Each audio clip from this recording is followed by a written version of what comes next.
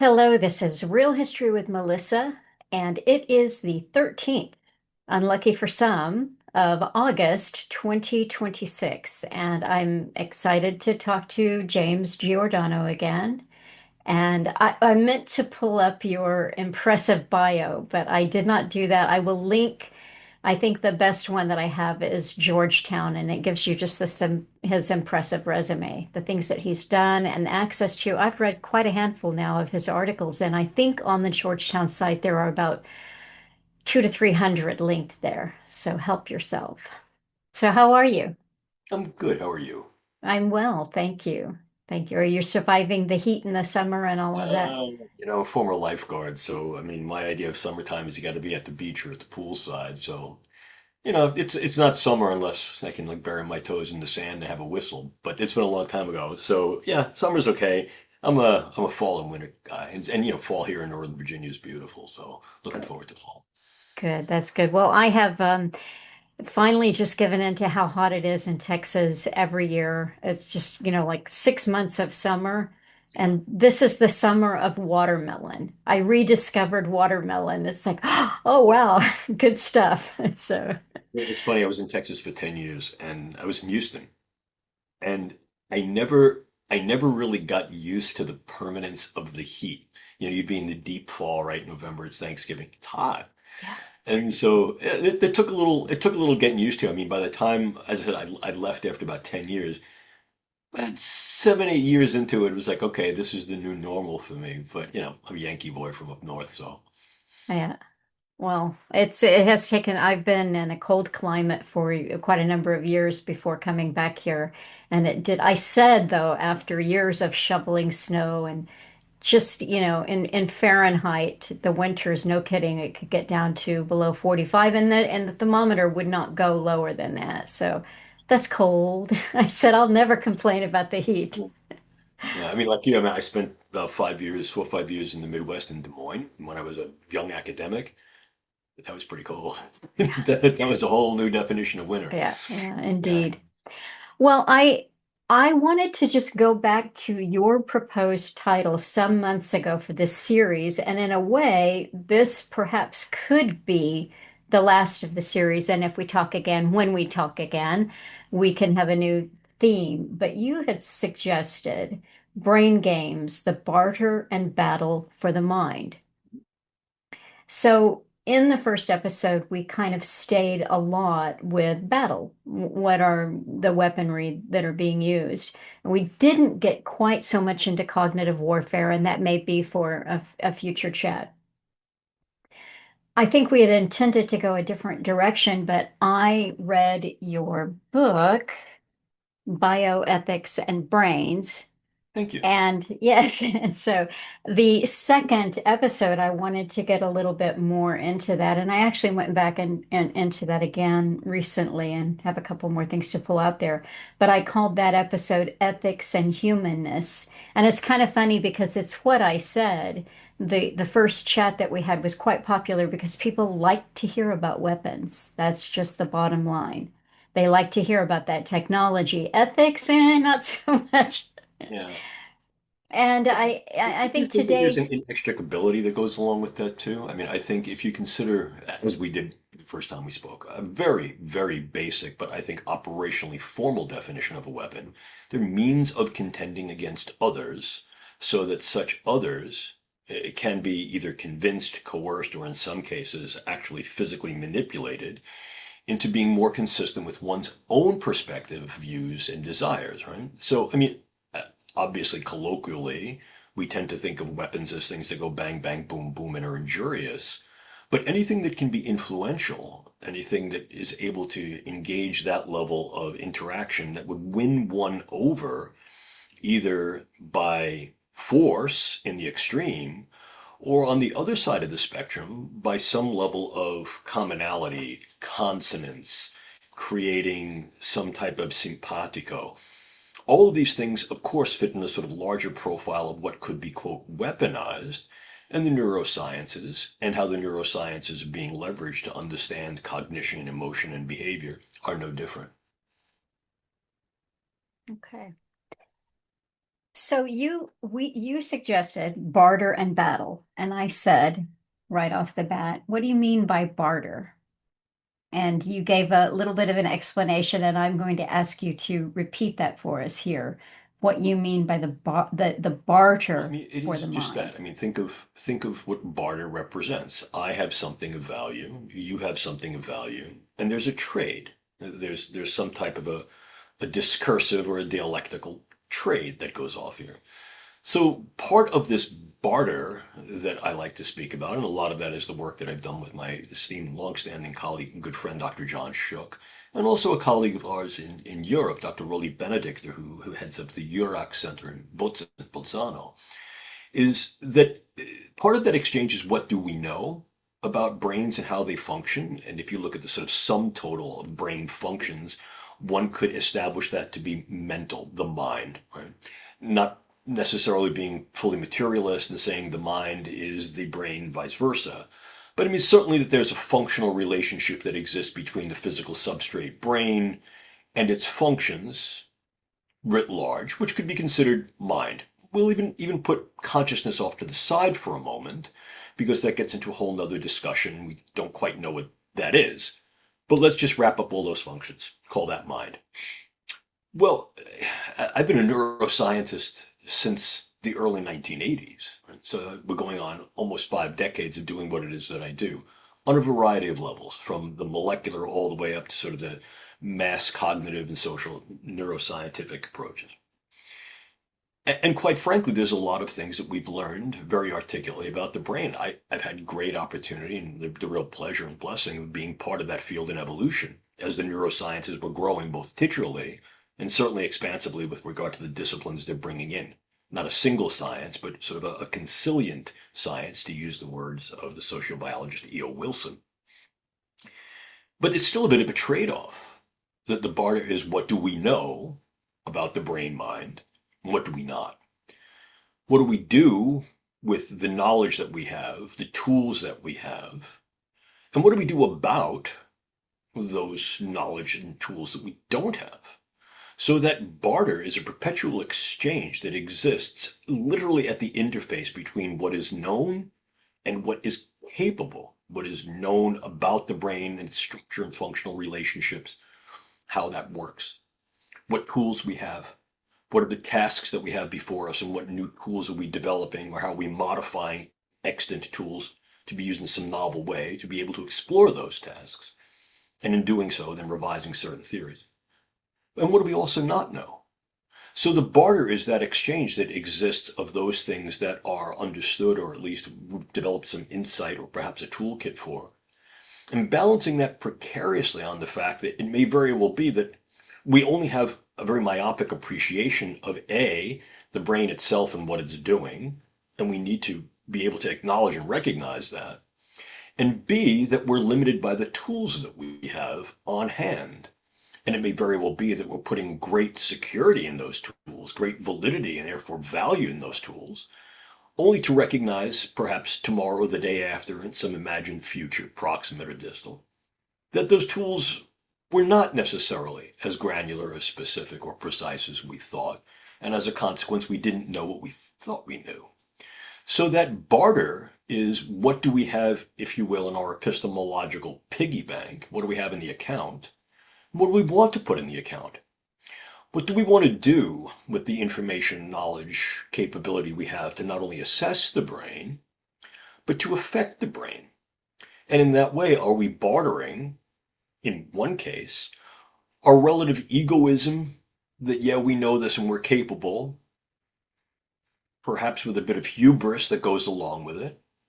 And are we also bartering that appropriately with a sense of humility? What don't we know? What can't we do yet? And obviously, that quote reality check is part of that barter. How far are we willing to go based upon not only what we can do and what we know, but how far are we willing to go, or at what point are we willing to stop going forward in recognition of what we don't? So that barter is as much a balancing act as it is anything else. What are the goods, resources, services that I have at my hand that I may be able to utilize? What things do I want? What am I trying to do? how capable or how constrained are the things that I have to do that with? But then also, what are we doing with the information we receive, we develop about the brain? What meanings are we inferring from that and in that? What are we attaching to that? And then what are those meanings? How are we literally bartering the epistemological capital of what the brain sciences and its technologies afford us with other things that we're looking to exchange as viable goods? How do we regard individuals or collectives that have certain patterns of brain activity, and what does that mean to us interpretively, denotively, constructively? What type of constructionism or constructivism are we working based upon this neuro-knowledge? Are we overconfident about what we know? Are we underconfident about what we know? So that's really where I see a lot of the barter coming along in terms of that continual balancing act of capability and constraint, of relative benefit with burden, and in some cases realizing certain things, and in other cases not necessarily appreciating the risks of such realizations. And what are we willing to barter to be able to take that next step in somewhat more avant-gardistically forward in terms of what types of things might we gain and what types of things might we lose in that barter for our understanding of and perhaps engagement of the brain and its functions mind. That's an interesting thing that you say there, and it's a note that I had written down here going back, to your 2008 reality check. Basically, you pose it there, and almost every presentation I've ever heard you give, you are asking these C questions or posing these, which is what are the capabilities, what are the constraints? So it's very grounded as much as I'm always looking for the possibilities and the far out. And you've communicated to me as well that you've been in some of these horizon type panels where you're Mm-hmm. working with peers and colleagues about what could be done. And you've said that you stay in the framework of possibility, which is really about 5 years out. Well, even before that, I mean, where I'm most comfortable, personally, as a scientist, as a researcher, and as somebody who consults on a variety of levels with governments, organizations, and so forth. My comfort zone is in the what we consider to be the vista or within the horizons of the probable.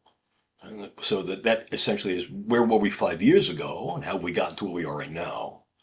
And then based upon that arc of accomplishment, achievement, capability, engagement, where are we going to be in 5 years?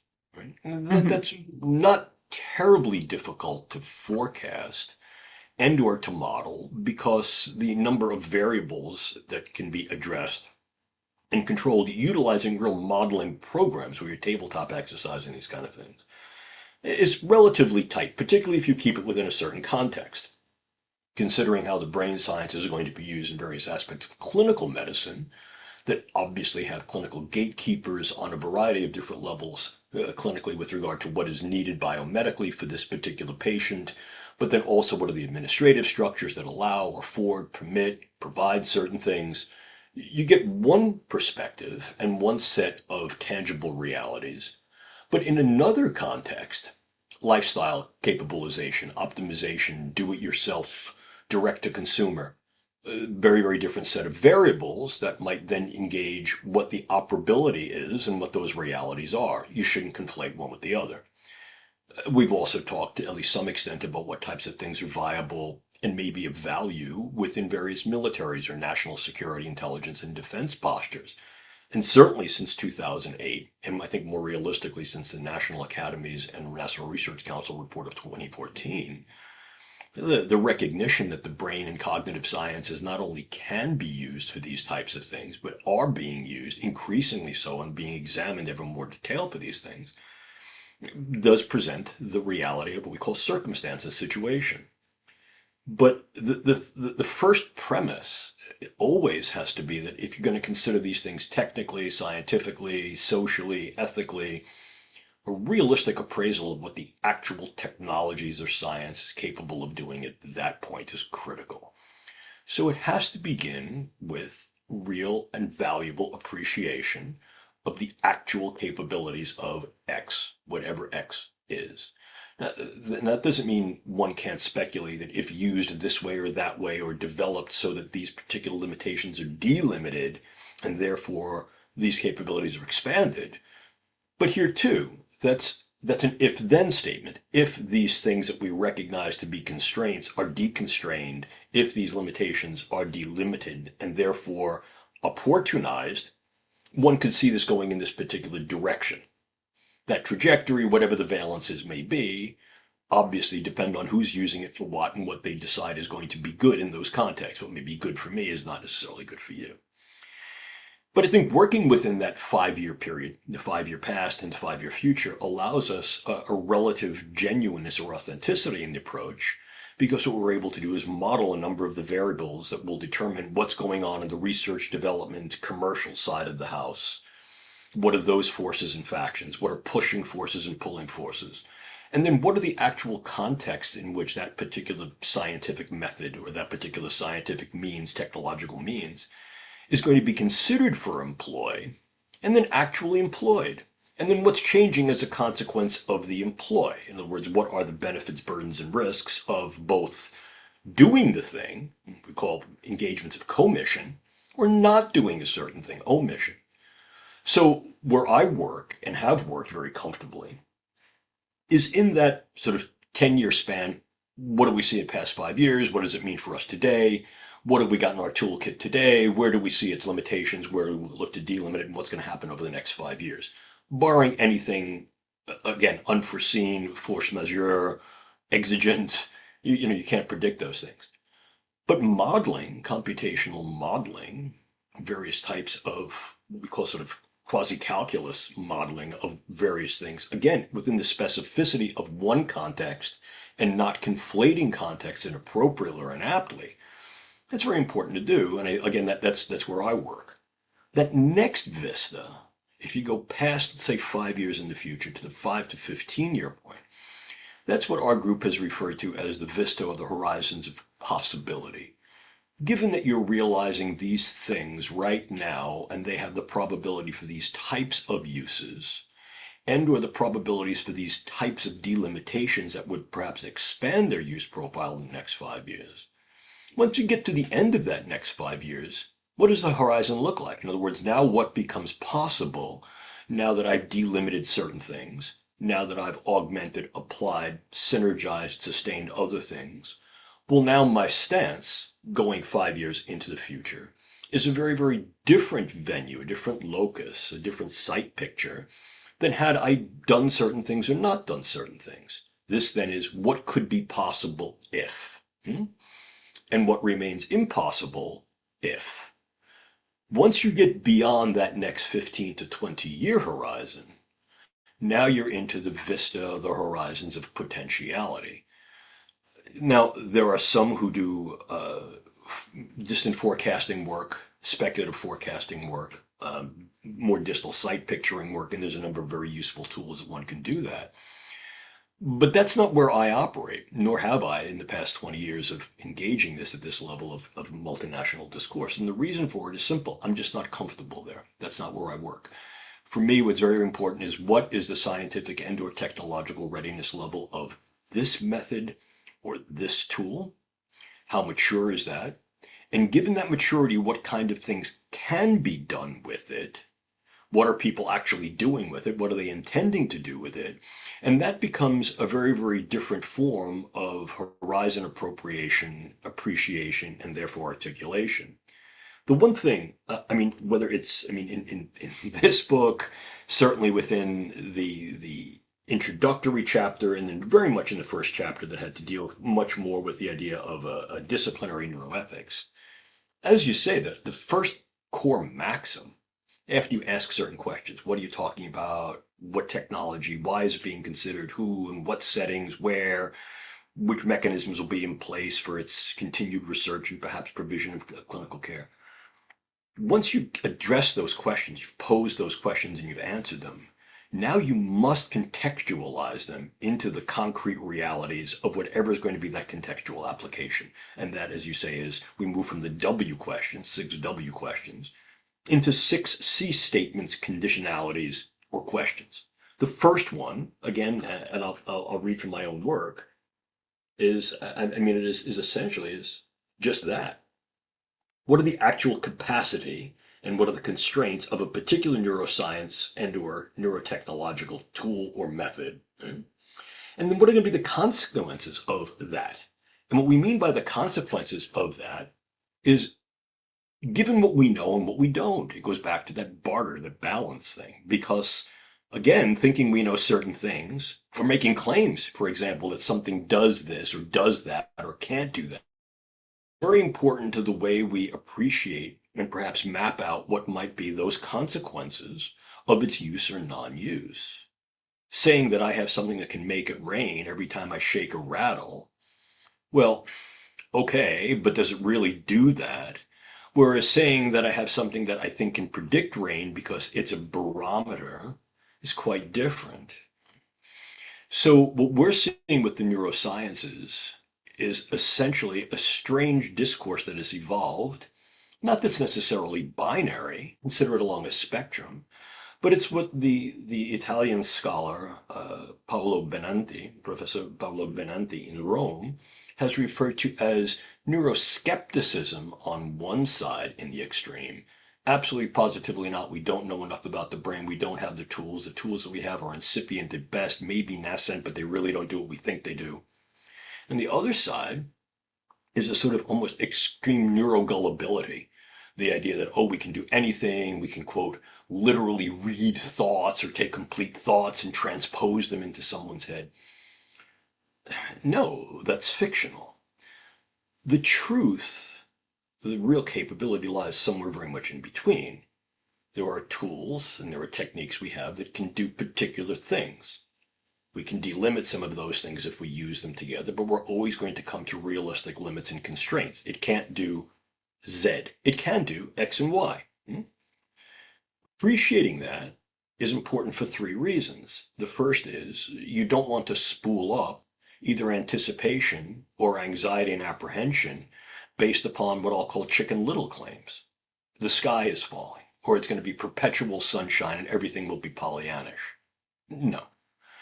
Number two, if you're going to engage ethical discourse, which is essential. I mean, we view the ethics of the thing as inextricable from any real and meaningful account of how it's going to be used in the anthropological domain. How are humans going to use this to do what humans want to do? And then what are they using? They're using tools and they're using knowledge, which gets us to the epistemic domain.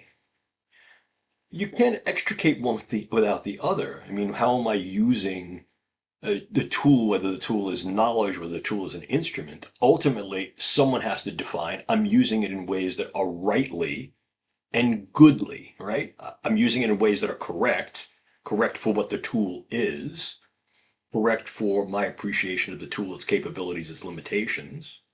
But then also I'm defining it in a way that is good. In other words, because I'm using it this way, and I appreciate what it can really do and what it can't really do, I'm able to state with some confidence that my use or non-use of this achieves some definable good. Uh, Increasing survivability, increasing flourishing, increasing individual capitalization. And then we get into all the ethicality of what good, whose rationality, to what justice, what is the differential effect of my goods perhaps then intruding upon your goods. The idea of what sometimes referred to as trumping benevolence or beneficence. In other words, what I think is good trumps or supersedes what you think is good. All of those things come into the relative calculus. But that the entirety of that calculus is nothing more than mental masturbation if you do not appreciate the reality of what these things really can do, what they can't do, and what those cans and can'ts capabilize or confer when any individual or group of individual considers how am I going to use this for what kind of things. Right? So that first step is fundamental. I mean, what we've been arguing for the past 20 years is a pragmatic approach to neuroscience and an equally pragmatic approach to developing ethical, legal, and social guidelines, governances. But for that to be prudent, I mean, the thing we've been banging the drum for is for a phronetic, using the Aristotelian term phronesis, prudence, practical wisdom, a practically wise neuroethics to guide what neuroscience and neurotechnology can really do, or can't really do, and what do we do about it. That fundamental appreciation, that pragmatic appreciation and explication of what does it do, what does it not do, what do we think that it does, what are we hoping that it does, and let's not conflate or confuse the actuality of what the thing does, which may be our anticipatory hope for what it could do, and or our sort of anxious fears and apprehensions about my gosh, this is the sky is falling. Again, is the sky falling? No. But that's not to say that we shouldn't look out there and appreciate what clouds mean and that it might rain or it might be sunny, no? You, as you were talking about proceeding with that kind of consideration on everything that you do, what is capable? Is it, if it's, we're capable of doing this, is it a good thing? And if it's a good thing, who is it good for? It reminds me of a kind of a question or a thought that I had last night. And thinking about it, you mentioned briefly someone named Merlin Donald, who is a neuroscientist. And I think this came up in one of our conversations. I hadn't followed it up. You mentioned it again, and I had a bit of an immersion into him. And one thing that was fascinating to me was listening to him talk about his trajectory as a thinker and a scientist. He started out as a philosopher. And after doing philosophy, he then went into neuroscience. I heard you on a podcast I found quite enjoyable from a couple of weeks ago, and the host asked you the question, more or less, when did you study philosophy? Did that come first or did that come after? And you gave him a really nice detailed background of all of your different studies. And I'm going to link to that because it's interesting. But another one that you've mentioned is Pat Scannell. Yeah, yeah. And as I listened to some of his presentations, what I get with these interesting conversations is that every single one of them and you have this thing in your mind that is, these are tremendous capabilities. So there must be an ethical and a philosophical framework for it. It's almost as if there's an interplay constantly, which is unique. And I think it's because of the brain mind companionship there. It's a unique thing. You do not hear a cardiologist posing lots and lots of ethical questions and talking about philosophy, Mm, But or a sports medicine, or but let me introduce what I'll call sort of a defensive and apologetic pause from my cardiological colleagues. I mean, I think that certainly these are things that the practicing cardiologist thinks about. I mean, having one's heart literally in your hands, right?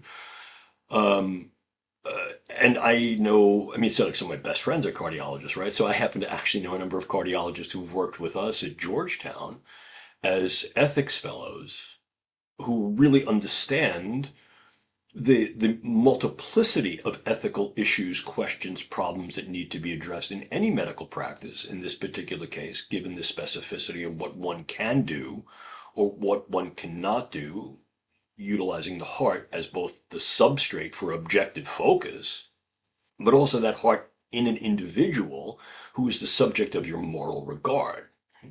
So I think that those questions certainly do come up. What makes brain stuff a little bit different, I think, are there's probably threefold, maybe even fourfold issues that kind of complexify these sort of ethical discussions when dealing with brain stuff, with neuroscience, neurotechnology, applicability, etc. The first is that despite what anyone will tell you, I will go to my grave unless I find out otherwise, and that we simply do not know what Aristotle referred to as efficient causality in a brain. We have no idea, none, how the gray stuff of those soupy, sparky cells in your head actually engage, give rise to, channel, capture, whatever, the great stuff of, I'm not even going to say sentience, sapience. Yeah, the idea that, yeah, they're doing something that involves differential weighting of certain physical constants that exist at a cellular level that then allow, if you will, kind of a network tripwire effect that ultimately evokes some decisional output. We've got that.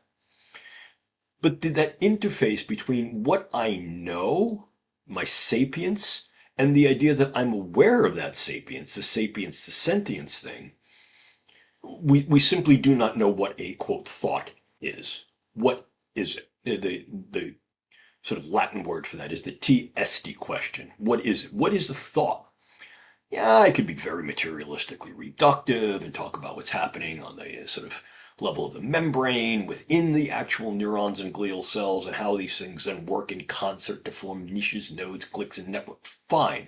Yeah, but how is it then that the actual phenomenological reality of experienced first personhood occurs? I mean, even to simply be aware, to be sapient, have knowledge that you are, in fact, conscious. I mean, that takes us right back to the Cartesian question. Cogito, ergo sum. I'm thinking, therefore I'm aware of the fact that I'm thinking, but what becomes the object there is I'm thinking. I have knowledge of this. My experience is what is essentially intrinsic or derivative to that. Okay, that's number one. So the idea is that the actual thing that we're studying, we don't know how it does what it does efficiently, and in Aristotelian terms. Materially, we know what it's made of. Formally, we may understand where these types of excitable cells and systems exist within a general hierarchy, and perhaps even final causality. In other words, why is it that these types of integrative functions, relational functions, are so important to not only a living organism idiosyncratically, but systems of living organisms, and what that then means? For sure. How does it actually do what it does? Okay, that's point number one. Point number two, we won't know unless we go.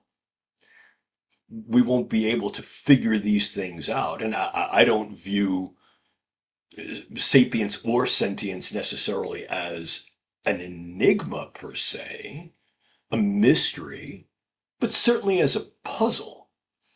It's a very complicated puzzle. I mean, it's sort of a multi-dimensional puzzle, and all the pieces have to come together in just the right way, and we're not there yet. So I think part of it is just that. In other words, we won't know these, what I will call informative ground truth questions about the brain-mind relationship and how that occurs and what that infers for brains and nervous systems of different types, inclusive perhaps those that are mechanical, those that may be in silica, not necessarily carbon-based. So AI type of thing. Okay. So the only way to figure this stuff out is to keep going. That then gets you into an interesting area of sort of the what I refer to in my lecture as the interactivity of the three A's. We want to be able to assess what the brain is and does, access what the brain is and does, either epistemologically by virtue of this knowledge, and how do we access that knowledge? What does that repository mean for us? What meanings do we attach to it? What types of social values with regard to how we engage others, treat others? Okay. But then actually how we access those things. I mean, this is axiomatic to the way humans use tools. We gain information about something so we can use it for something. Either use it intellectually, epistemologically, what we know and how we know it, or to translate that epistemological basis of understanding into some type of effectual outcome. Building something, doing something, changing something based upon that knowledge and what it affords us. This is the case with the brain as well. assessing the brain, accessing the brain on a variety of levels. Those two things are interdependent and dynamic.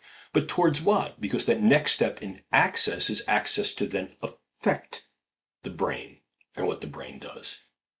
But here's where we get into at least what might be something that seems paradoxical, if not a bit of a conundrum. Again, we won't know unless we go.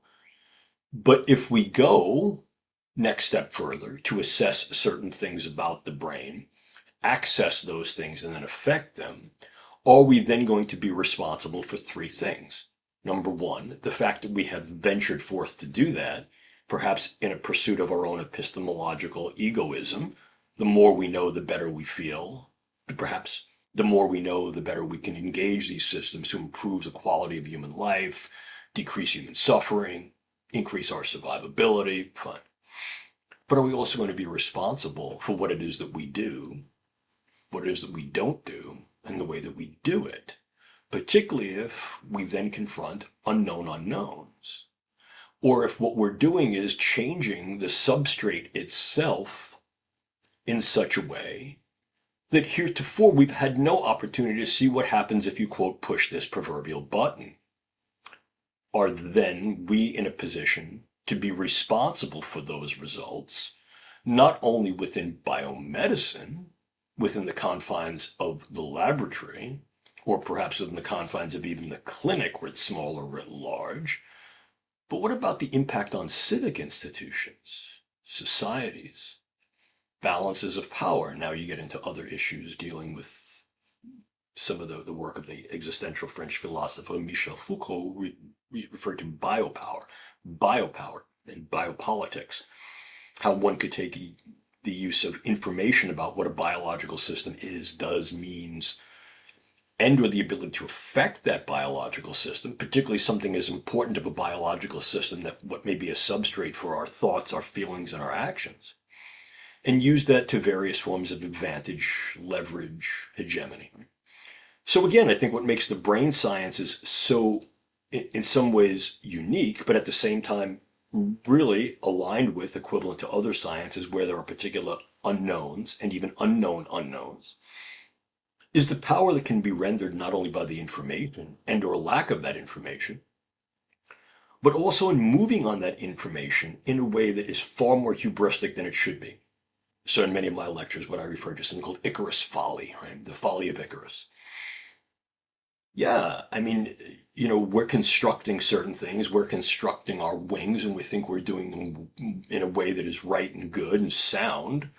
But here too, what tends to happen, if one reads a little more deeply into the Icarus and Daedalus myth, is the idea of taking shortcuts. Shortcuts for what? Shortcuts for hedonistic shortcuts. Going because we can. This is, for example, what the philosopher Hans Lenk referred to as the technological imperative. If you can build it, build it. If you build it, use it. If you use it for a lot of things. But along with that imperative is also really an imperative for the logos of that. Not just the imperative for the techne, the tool build, but the logos, the rational accounting of what does it do? What does it not do? What are we wanting to do with it? Do we know what it does? And are we ready, through a variety of stances, to be able to say, okay, this is what it does. What can we prevent? What burdens, risks, and harms can we prevent and or mitigate? And then at that point, being equally attuned and responsive and responsible to say, okay, what things can be retracted? We've done certain things in the brain sciences. We've boldly gone where no one has gone before. What things might we need to pull back? The civic society may not be ready for it. The capability, the power that it yields might be unregulable. So what can be retracted? What can be recuperated? I mean, what if we're doing certain burdens or harms, can they be recuperated? And what does that recuperation mean? Even if it may mean certain forms of remuneration. If and when things go wrong, will there be continuity of research to determine, yeah, we thought this was good, right, and safe, and it certainly was in the short term, but in the more individuals we use these things, the more diversified those populations are biologically, psychologically, socially, economically. perhaps a broader diversity of outcomes will occur that we didn't perhaps even expect. Are we going to be obligatorily responsible to at least tell individuals upon consent, hey, if something goes wrong, you're on your own. You want to be the new neuronaut? There you go, but you're flying solo. We don't have your back. At least tell them that. And then the other question is, what are we really prepared to not only learn, but what are we prepared to do with what we've learned? And are we equally prepared to not only look at the lens of the brain, but in so doing, flip that lens around, let it be a mirror upon ourselves? Are we ready for this? So in my talkings about the brain sciences and the way the brain sciences can be employed or leveraged in certain ways, first and foremost is what are we doing? What are the capabilities? What are the constraints of those capabilities? Are we using those constraints as challenges or opportunities to then delimit those constraints? And who's doing it? What are the contexts of its applications? I mean, in each and all of those discussions, there's always going to be some raise of even just the popular opinion that the brain sciences are able to literally read thoughts verbatim, right? Or we can literally purposely control a thought, complete thought insertion, or complete behavioral direction. We can actually make someone do X with precision, specificity. Is it possible through very invasive means, for example, with sort of multi-electrodal forms of deep brain stimulation that will target areas that deal with sort of appreciation of the act, cognition of it, all the preparatory things that go into it, and then some motor execution? Yeah, I mean, if you had a massively instrumented individual who either A, was consenting to this, or in some bizarre situation of authoritarianism where you just literally did this to them and then you created this kind of neuroautomaton. But even then, the relative specificity of being able to make an individual do a precise thing, exact thing, without any appreciation for there may be some latitude and or what we even sort of output drift, which happens in almost any system, right? That there may be another factor that comes in, which is called creep, where you have particular parameters that the system would function, but then that kind of appreciative, what we call hysteresis, in other words, how flexible or how solid or how fungible or particular results that we're looking for is appreciated in every single instantiation of the way the brain sciences are used. From the way we do these things at the clinical bedside or hospital table, to any larger consideration of once you let the kitty out of the bag, what's going to happen socially, right? So again, I think these discussions of is it mind reading, is it mind control, they're necessary. I mean, I've used those terms particularly for more avant-gardistic projects such as the DARPA N-Cube project, the next generation minimally or non-invasive neuromodulation. It's a project that in full transparency I've been working with for years as part of the neuroethical and scientific advisory team. When it was cortical modem, coming out of the Brain Initiative project, mostly the subnets project. But I think the awareness there is that there's going to be some public perception of utilizing non-surgically implantable nano devices that are capable of extracting information and data from the living brain in real time, and perhaps putting information via some type of electronically transmitted, both sensing and engaging device that is going to essentially provide some form of sort of deep brain or intra-brain, a fancy word, intraparenchymal network of sensors and transmitters. Well, yeah, we can do that. I mean, is that formally reading exact thoughts? Of course not. Is it formally putting an exact thought with exact intention and 100% guarantee of said execution in someone's head? Of course not. Is it, however, stepping into the atrium of the possibility of being able to literally read brain function? And let me explain. I'll give you a formal definition of read because I think it's important to this discussion. Out of the Oxford English Dictionary, read: to look at and give meaning to patterns and or patterns of symbols or tokens, to afford signal value to abstract representations. Well, you know, I do neuroimaging. I've done neuroimaging. still a laboratory. We're reading that. We're taking essentially physical representation of magnetic energetic signals that are occurring in the brain as a consequence of being able to magnetically disrupt primarily hydrogen molecule and atoms in the brain that then give a signal. And we can do that in a variety of ways. We can read, for example, differential representations, a magnetic signal of oxygenated versus non-oxygenated hemoglobin as a proxy measure, as a token measure of neurological activity, and do that with some level of extrapolation that we can be relatively precise about, at least where the error comes from, as a consequence of having now been doing that kind of neuroimaging since the late 80s. But again, nobody is saying what we're actually doing is reading a thought verbatim. Nobody's saying we're actually doing is implanting a thought or an idea verbatim. But we are reading. I mean, even when we sort of quote, read an x-ray, that verbiage, that nomenclature is representative of the actuality of the act. When one reads, one takes things that ordinarily in any other context might be something abstract, that then has some conferred signaling or symbolic value based upon the heuristics that go into its development or its interpretation. Are we in some way scanning brains towards reading what their functions are in the literal sense? Yeah.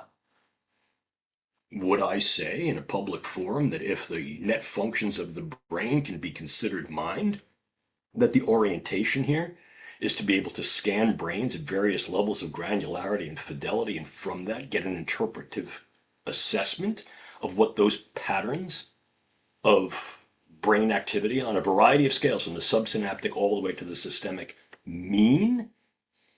Is that interpretive meaning valuation in desiderata? Is that reading in the formal sense? Yeah. Are we reading minds? Yeah. Figuratively.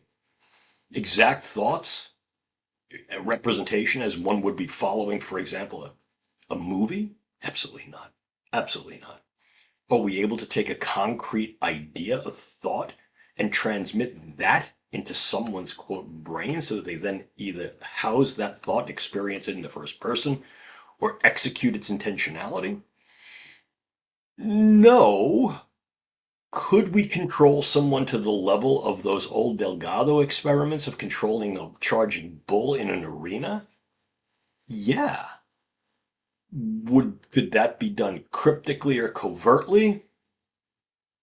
It would take an awful lot. I mean, somebody's going to wake up with a shaved head, with scars, and certainly we're not even at the point in the development of the very sophisticated, I think provocatively exciting N3 project to be able to offer the level of technological transfer or technological readiness that would confer that for what I would call prime time use. So we're not there yet. But again, the fact that we're not there yet, we're not in what I would call the luxurious living room of being able to do those almost fantastical things, does not mean that we're not posturing towards them on some level. We are. When we read what is put out for the layperson about possibilities, and there's been a new round of this in the last few months because of some new development. I forget what university it came out of, but it's this tissue-thin subcranial uh, transmitter that allows you to read write on it. And that's been hyped up. And here's an article that I'm looking for again at what the layperson might get. This is from Forbes in October of last year. It says the $1 trillion question. This is about invasive versus non-invasive BCI. Mm-hmm. BCI is not one product or one technology. It is an entire discipline encompassing various technical approaches, sensor types, capabilities, and use cases. It includes both technologies that can interpret what is happening in the brain, in other words, read from the brain, just in some of the things that you've been describing, and technologies that can change what is happening in the brain, right to the brain. Now, when I So I have to ask read, you a question, just offhand. Who wrote that article? And the reason I ask that is that that sounds very familiar to an interview that I gave to a staff writer from Forbes who was very interested, particularly in what the N cubed project that DARPA was doing. And so that language, read into and write, write into and read from, that's verbiage that I use often. So I'm just curious. I mean, it sort of sounds like I'm talking back to myself. I tell you right now who that is. It's Rob Toes, Um, Toe, yeah, Toes. yeah, So yeah. I mean, so very often what'll happen is that folks in the media will request to talk to me, whether it's a quoted interview with attribution, or whether it's like, hey, tell us, you've done this work, or they've read my work, certainly, or they've heard me giving a lecture, and so they'll incorporate that into the verbiage, and appropriately so. And in this Forbes article, that's exactly the right use of the word. Read as an interpretive process of taking things that may be abstract, things that are representative, tokens, icons, symbols, and affording them some meaning value in a specific context. In other words, this is representative of that, right? The converse is if one is then stimulating patterns of brain activity in a reproducible, viable, and valid sort of both mechanism and method that once again is able to have that reproducibility where stimulating A yields some result B. Well, again, here, what we're doing is that represents some level of interactive control. So is that controlling functions of the brain? Yes, if those functions, for example, are particular patterns of cognition that may lead the individual to have symptoms and signs of anxiety, depression, various forms of impulse control behavior. Are we then controlling those functions? Yeah, if you're saying those functions are not just brain physiological functions, but also have components in cognition, in the interpretive cognitions of emotion, and then perhaps also in those decisions and or processes that lead to various actions or inactions.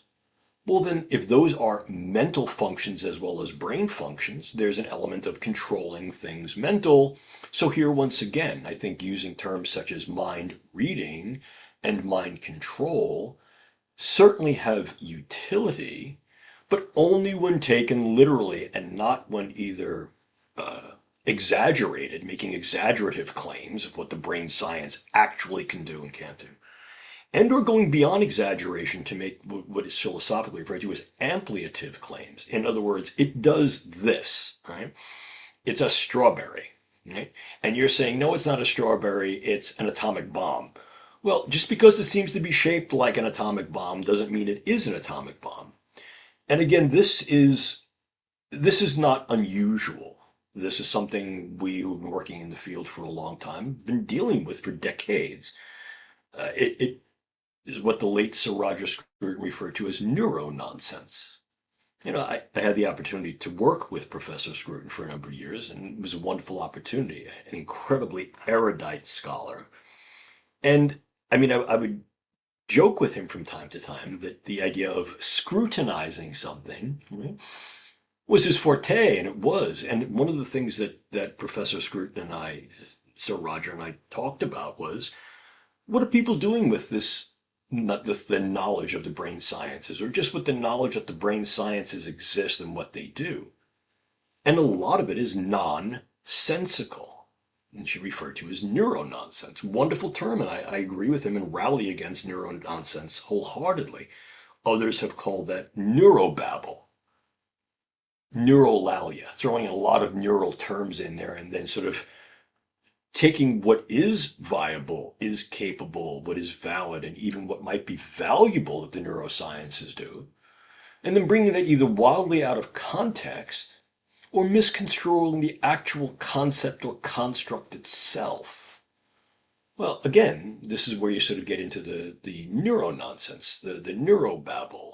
And in some cases, it's, as Professor Benanti has alluded, it's neurogullibility in its most extreme form. On the other side of the coin, on the other side of the spectrum, is this neuroskepticism in its extreme form. And let's face it, I mean, I think anyone who does good science must have skepsis. I mean, the view here is that skepsis as a practice is the chastity belt of good science, right? Fine. But I think that over level of skepticism where you're throwing out not only the baby with the bathwater, but you're throwing out the clean water as well as the dirty, and you're not acknowledging that there's a baby in the tub and there's water involved. I think that level of dismissalism is problematic as well because it leads us to a position where we're thinking none of this is possible. Yeah, a lot of it is very probable. Probability leads to possibility, and we need to think in future terms of the potential of this. But it can also lead to a stance of relative ignorance about what is actually out there, and in so doing, a failure of preparation.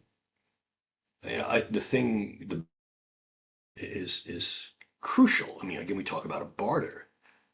And part of that barter is there's this thing that looms out there which is called Collingwood effects. And what Collingwood effects essentially are is that you start talking about a whole bunch of ethical, legal, and social issues and concerns before it's time. In other words, this technology or this science is not at a readiness level that in any way would incur its use broadly, whereby those ethical issues might raise their head. And the problem with doing that is this, at very least, it tends to generate a sense of almost performative navel gazing.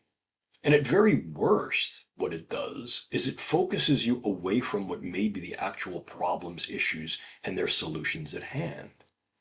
So it becomes very, very important to understand and recognize what can we really do with this stuff in a variety of contexts. In some cases, those contexts are more permissive and you can get more stuff done if certain safeguards, guardrails, stopgaps are delimited or removed. And in other circumstances and settings, such guardrails, stopgaps aren't simply speed bumps. They're basically Sisyphean mountains that can't be climbed at present. Either the technology is not available, the science isn't there, or the actual applications and the way this would have to be used is just not going to happen. But I think failure to recognize the actual capability of these tools and methods and the power that that capability yields in a variety of very specific contexts, and then perhaps even contexts in convergence, is important if we're going to take a much more pragmatic view of what the science and technology entail and obtain, and a prudent view and stance into what not only can be done, but what we should do or shouldn't do with said science and technology in a variety of contexts, ever more on a very diversified, multipolar global stage. There was something that, as you were talking before we got into the specifics of what it can and cannot do, I was thinking again about how you broke down the word technology, and you have techne and logos within that.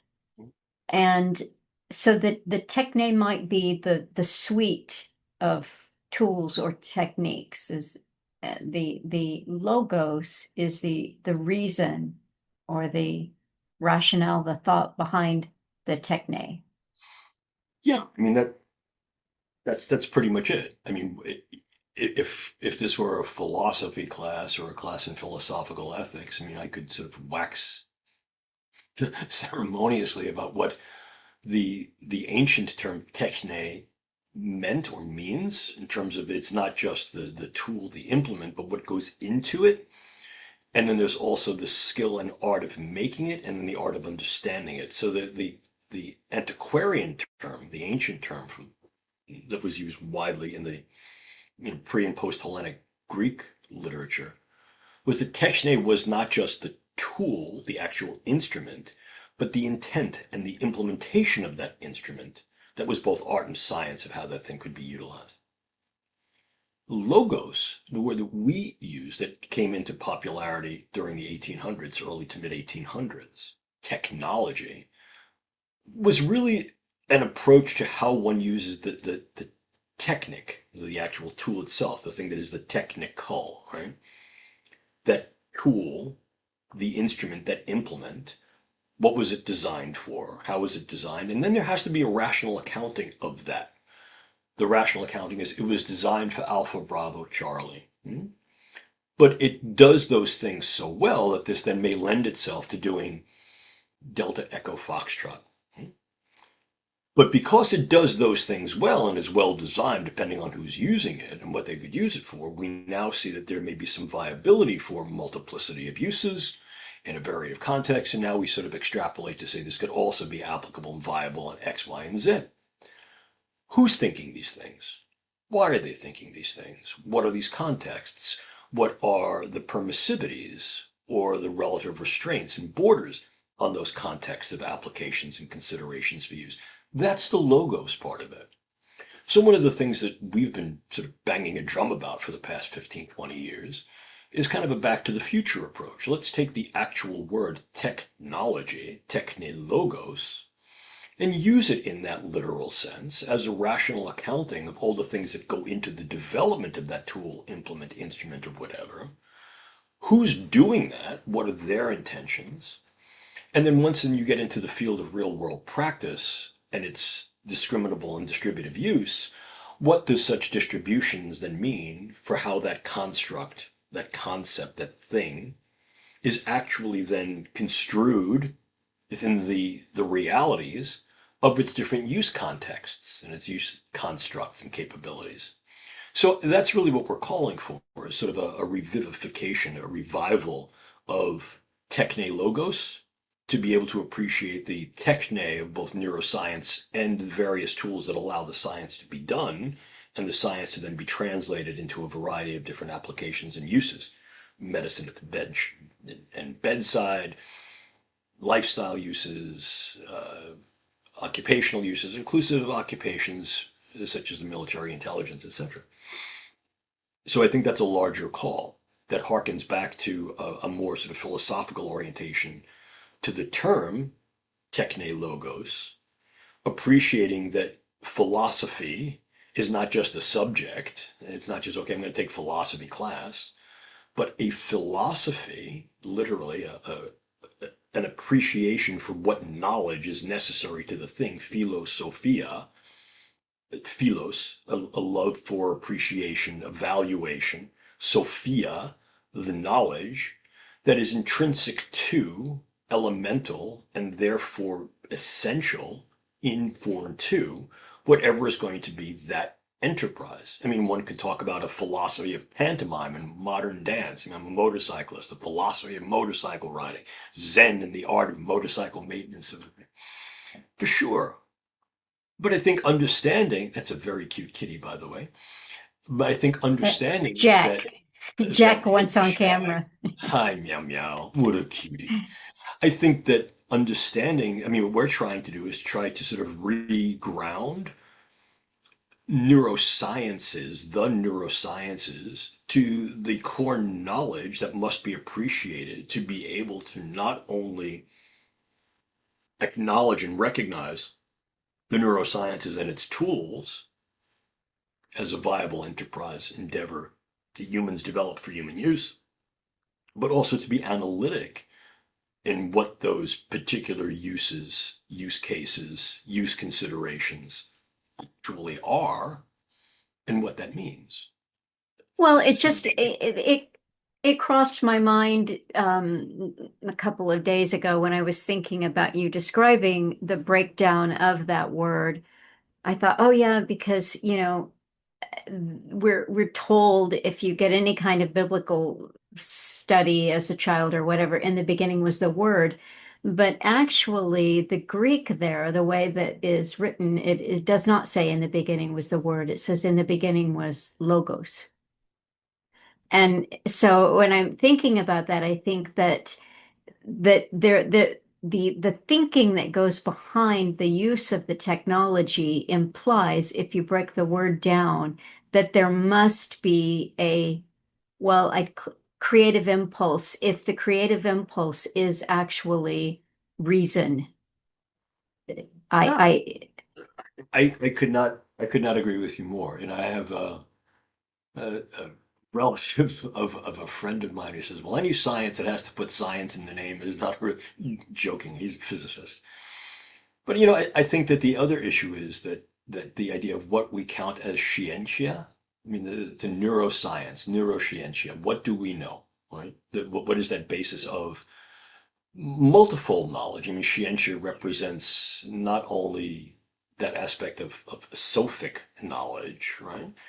But also empirical knowledge, contextual knowledge, pyrrhic knowledge. I mean, those are the multidimensionality of what goes into a scientific approach, right? Scientia, uh, is I think very important to the understanding of the thing itself. I mean, this is something that Bennett and Hacker, for example, wrote about years ago, the philosophical basis of the neurosciences.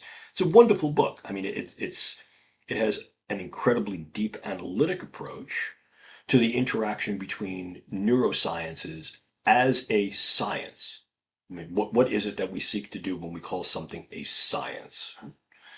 And what are the philosophical grounds of that in terms of it has a particular metaphysical orientation? Indeed, it's a science. Therefore, it can only deal with those things that are viable in terms of metaphysical realism, right? So it's a realistic approach. So that sort of construct as well as operational metaphysics is important to the brain sciences. Okay. We only have tools that allow us engagement of the naturalistic physical world.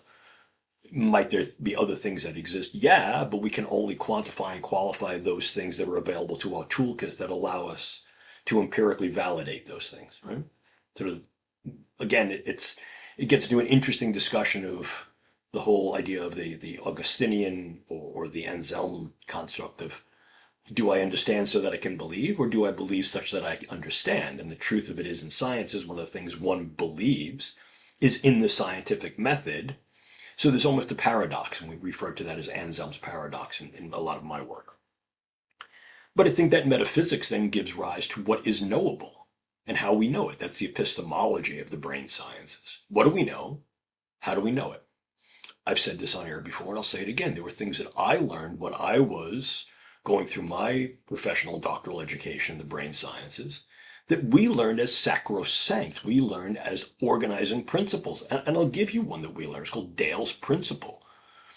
And that was based upon the constraints and limitations of the technology and tools we had at that time to be able to assess structures and functions of the nervous system at a variety of scales and levels, literally from the subcellular all the way to the systemic. Dale's principle basically stated that a nerve cell produces one and only one neuromodulatory chemical that it releases from its terminal branches. As an isolated fact, one could think, okay, that's just an isolated esoteric fact. Absolutely not.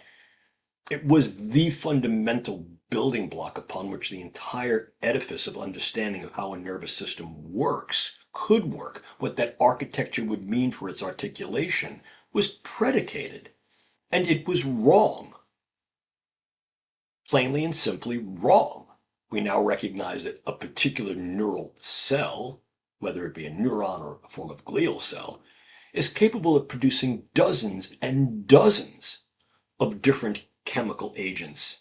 Some that are pure chemical, some that exist within the gaseous range as sort of a freestanding gaseous chemical, that their release is very, very different, that they're capable of being released from a variety of different loci on the actual cell itself. Some are internal modulators, external. So the entirety of the complexity of that function was then turned on its head, revolutionary, by the dispelling of a single concept, Dale's principle, that we learned as foundational and fundamental. And so I tell you that because this is essentially what any science does. Any science, by virtue of its formal definition, must be self-critical and self-revising. Brain science is no different. I'm sure there are things, which then harken us back to the conversation we just had moments ago. I'm sure there are things that we will learn about how a nervous system works on a variety of levels of complication and complexification, from perhaps, a C. elegans worm all the way to humans, and perhaps even those machines and those systems that are now built upon not just neuromorphic computational dynamics, but truly that are, quote, neuromimetic. They mimic the structure function relationships of individual neural units, not just the system writ large. What might we learn from this? And again, what represents things that are evolutionary, another brick in the wall, so to speak, and a very kind of gradual Popperian sort of march ahead, as much of science and knowledge epistemologically is. And what kind of things are almost going to be quantum? I mean, those types of things that provide us with a very, very distinct view that allow us to sort of paradigmatic shift that are far more Kuhnian in some of the work of Thomas Kuhn that seem to be different. The truth of it is they work very often together. You get to a particular level of iterative assembled information, knowledge, capability, and tools, and then something happens. You get a tipping point, tripping issue. And at that point, things don't just evolve, they become revolutionary. You can't go back to that.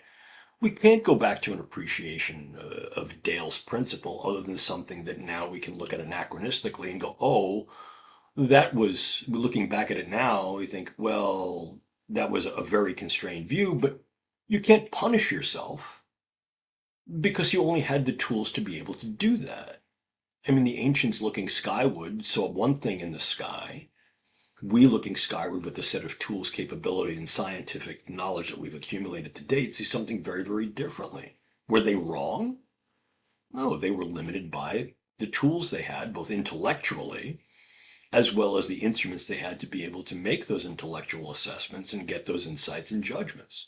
So realistically, that's where we are right now with the brain sciences. So that philosophical understanding of the epistemological basis of what we know certainly is meaningful because we take that knowledge and the tools that we build both to get that knowledge and then to articulate that knowledge in applicable ways is the anthropology of the brain sciences for those of us who do it and those of us who use it.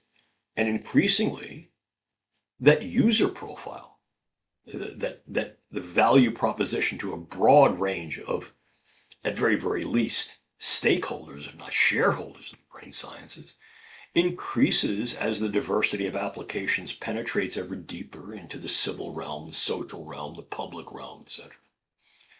And then ultimately what we have to ask is, in that anthropological domain of use or non-use, what are we using it for?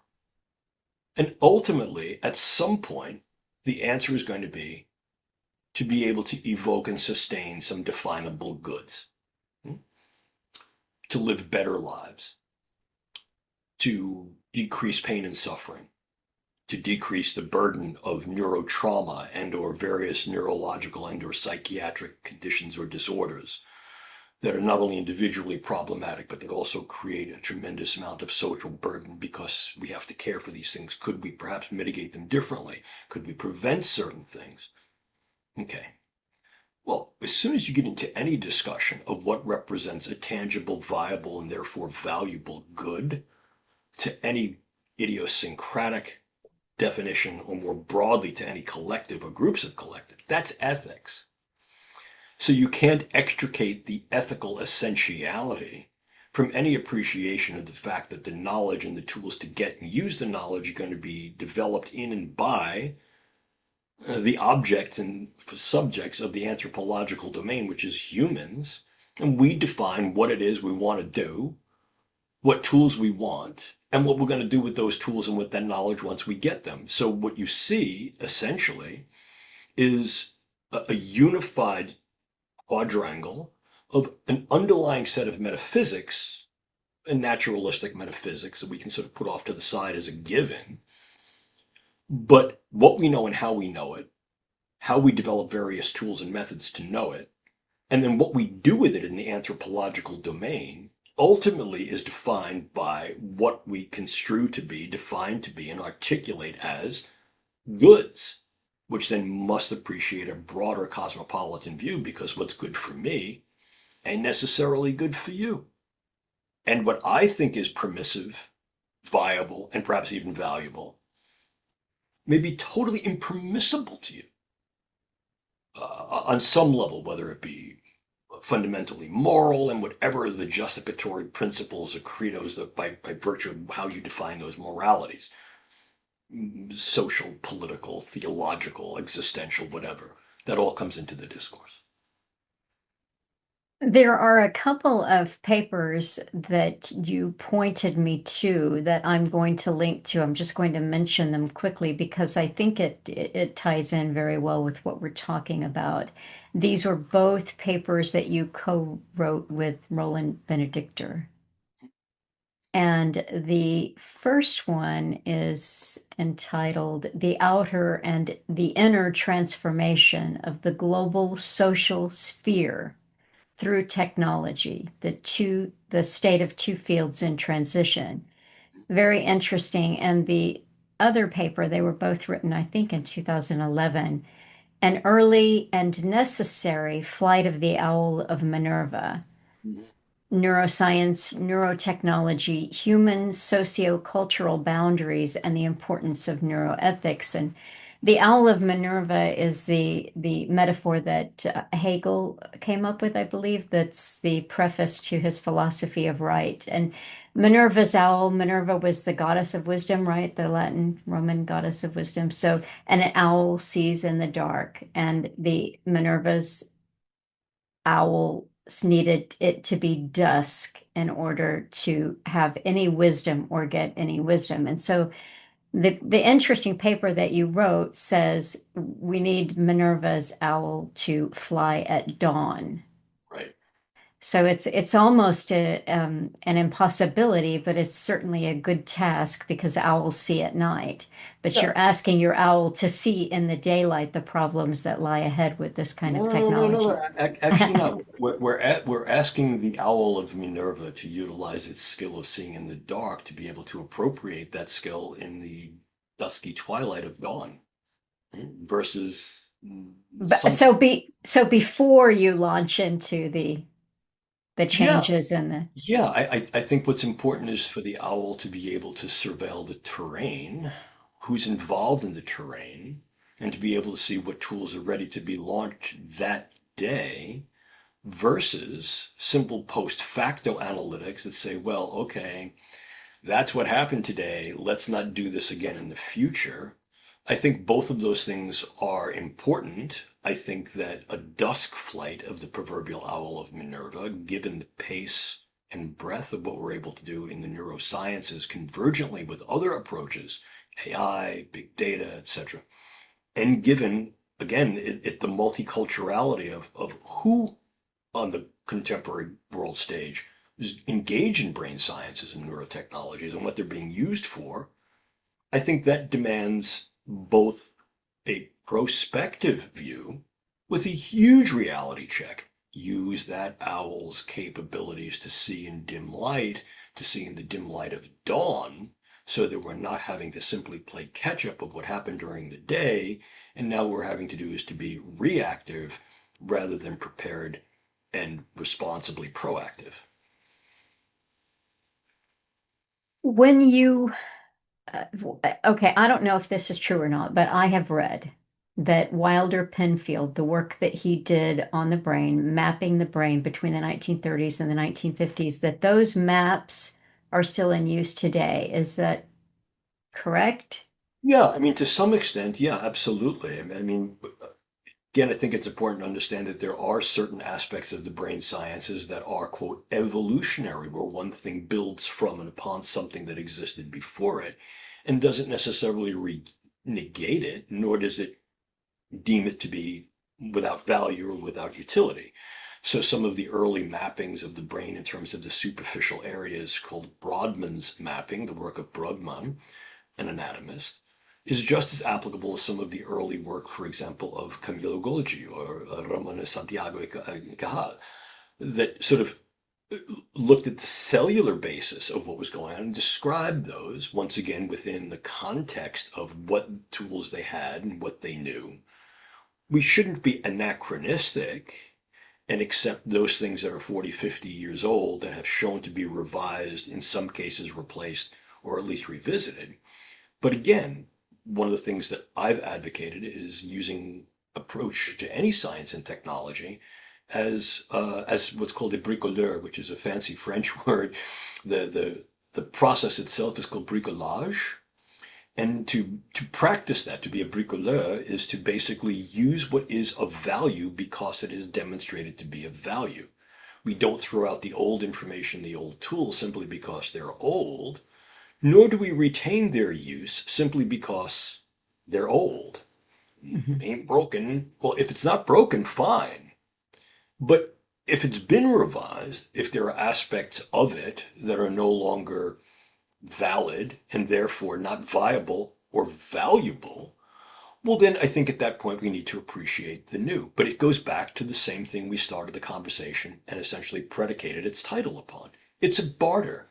We're bartering what information and capabilities do we have in the bank that we've had for a long time, and what type of things might we need to do, and what certain securities might we be trading to do these new things, because we can make that step, or that step is necessary. Are we being appropriately concerned about what things might go wrong when, and what are we going to do about that or not? Number one.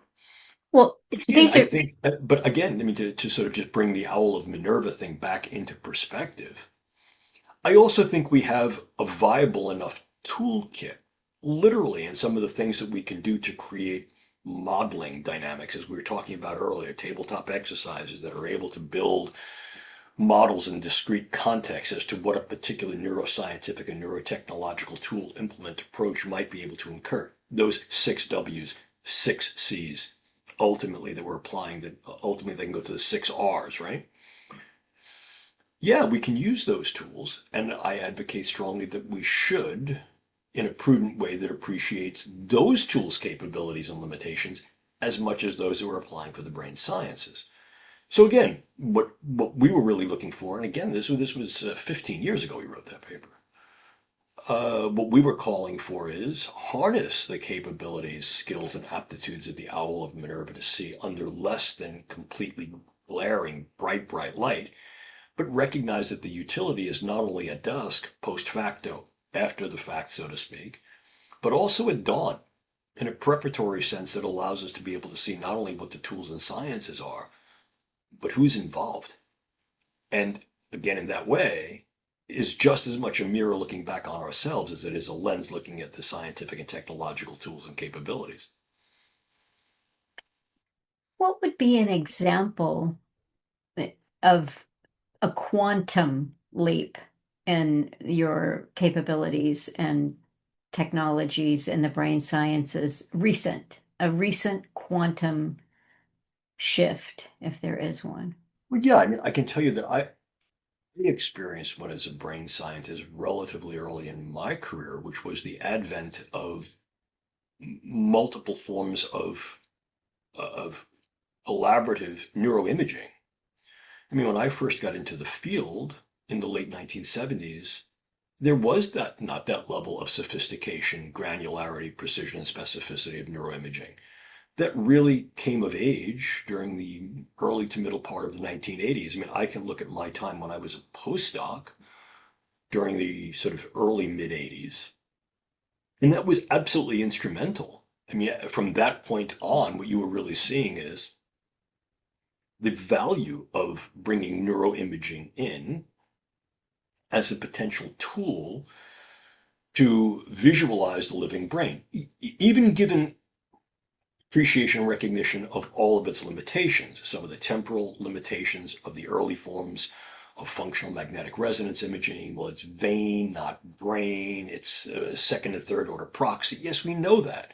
Those are the things that need to be not only delimited in terms of what we can do technically in changing the temporal parameters and therefore increasing specificity and precision, but also be far more precise in the way we're regarding that and we're attaching meaning to it so as to not to be extrapolative to the extreme and therefore be exaggerative or ampliative. So I think that for me, seeing that shift where now you have this incredible toolkit, that it was an iteratively capabilized toolkit of various forms of ever more complex and capable neuroimaging that essentially delimited some of the temporal parameters and constraints that were problematic. that also allowed far more precision and specificity in terms of what you were able to see. And then to be able to do tract tracing, for example, to move from just functional magnetic resonance imaging into diffuser tensor imaging, which is basically magnetotractography, and then couple those things to get a complete neuroimaging quote suite, a whole palette of things that can be used together to get co-registered visualizations that once again, through the use of big data engines and tools, now coupled with various forms of computational sophistication, allow us a level of salience into what may be sentinel things occurring on a variety of levels in the brain, from the exceedingly small to the large scale, that truly neuroimaging was revolutionary in that way. At least in part, it provided a very revolutionary rung on a ladder that essentially changed what we're capable of doing and what we then see as validity. Now, again, critiques, problems, yes, what Wittgenstein referred to as picture thinking. We see this thing and then we invest a whole bunch of like BS in terms of what the images mean. And I've rallied against it myself. I mean, you see, yeah, a picture is worth 1,000 words, but they got to be the right 1,000 words. And there's a lot of misconstrual that is attached to the brain imaging. This is your brain in love. This is your brain buying a Porsche. No. Those of us who do neuroimaging are far more, I think, circumspect in making such claims. And it's only when that then gets out into the public milieu that we begin to see that sort of distortion. And here too, I mean, we've called for that level of veridicality, even in the public domain. Yeah, it's great. Science fiction is wonderful. I love it. But let's not be fictional in our appreciation of what the neuroscientific facts are, because that would be folly. So that's really where we are with that. What would you talked about big data contributing to the imaging and what you're able to see and determine and how you can work with that. What are other examples of kind of quantum changes that you see artificial intelligence bringing about either right now or right around the corner with what you do? Yeah, well, I mean, I think that you can't do the level of analytics that you'd want to be able to get what I would call a full picture model of what neural units that are systematized into a neural system that ultimately has brain-like functions do, unless you're able to gather, rake, assimilate, synthesize, and have some interpretive, at least pattern interpretive engine or capability of those data, because they are diverse data. So big data is,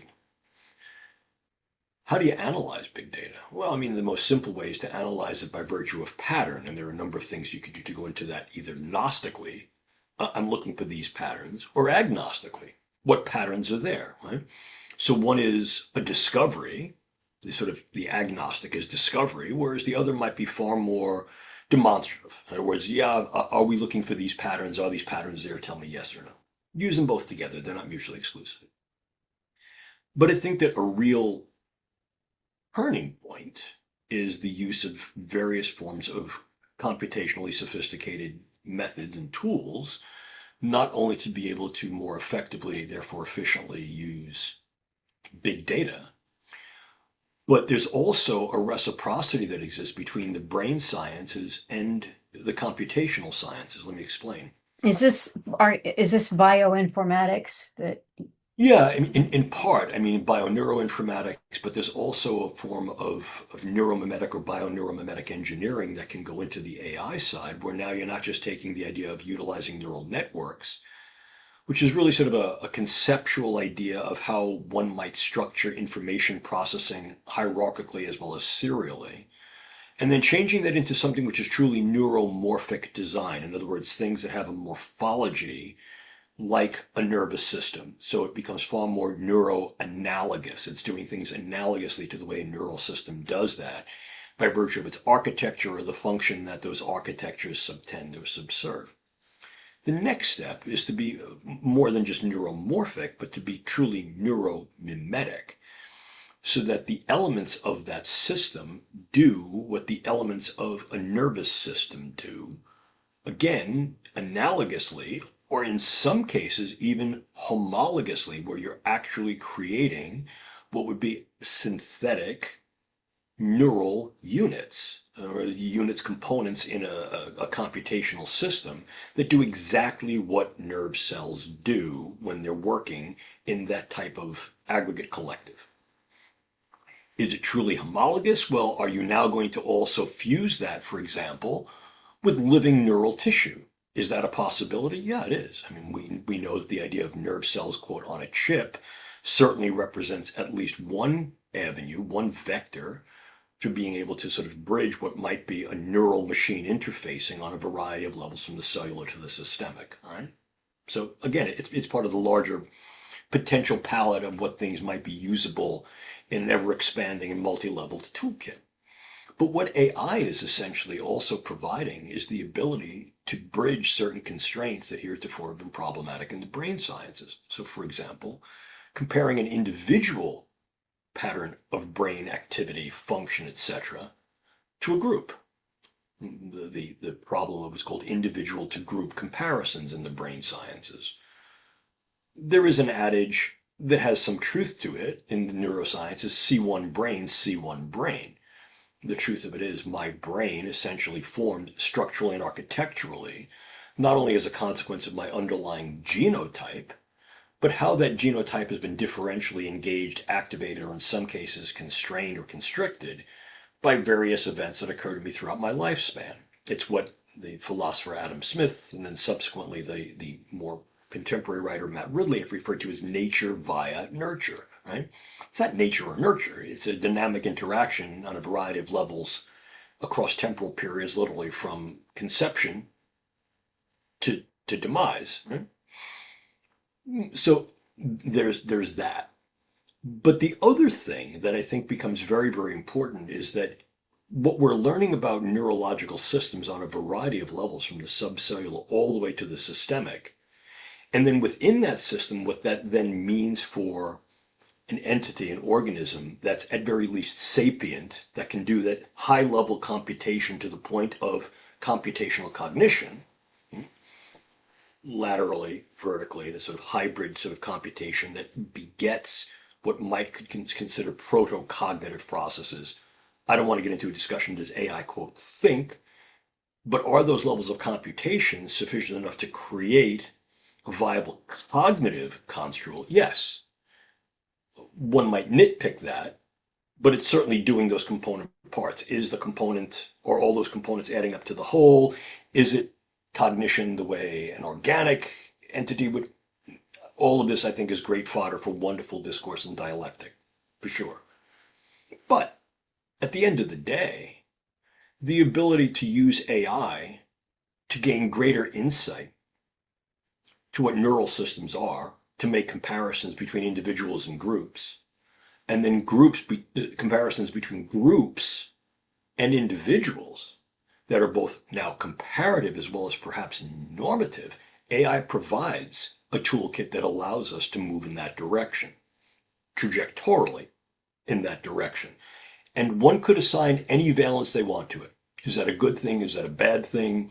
Can we use AI, for example, to surveil various forms of neurodata for various things? Yeah, we can. That gets into a whole other area with regard to what I consider to be the precariousness of not only neurodata, but biodata. And I've written with a very good colleague of mine, Dr. Diane DeUlis, about this at length, where we talk about the need for what we call biocybersecurity and the fact that biodata writ large, not just neurodata, are becoming relatively ubiquitous. And in that ubiquity, obviously there is a vulnerability to access, provenance, custodianship, use, misuse for a variety of purposes. Right? Some that are simply capricious and others that are far more construally nefarious. Okay.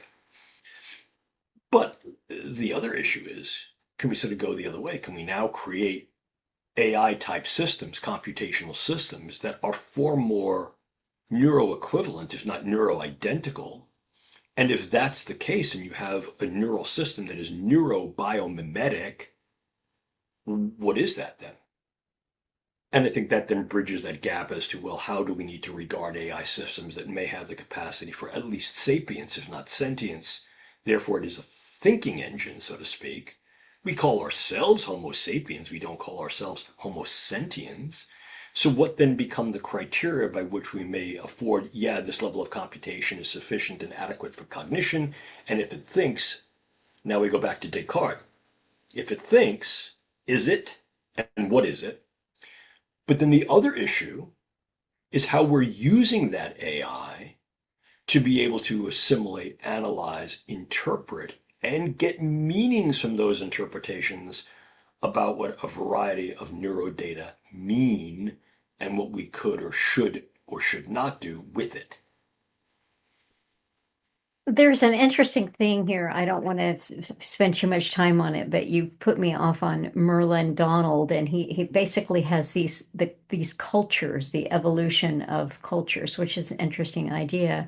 The Mhm. first is an episodic culture. This is your personal experience without much, if any, abstract or symbolic representation. Then you have a mimetic culture. Humans developed mime and gesture.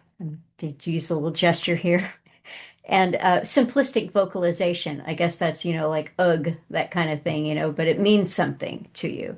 And then you've got mythic culture where humans acquire speech and the invention of symbols.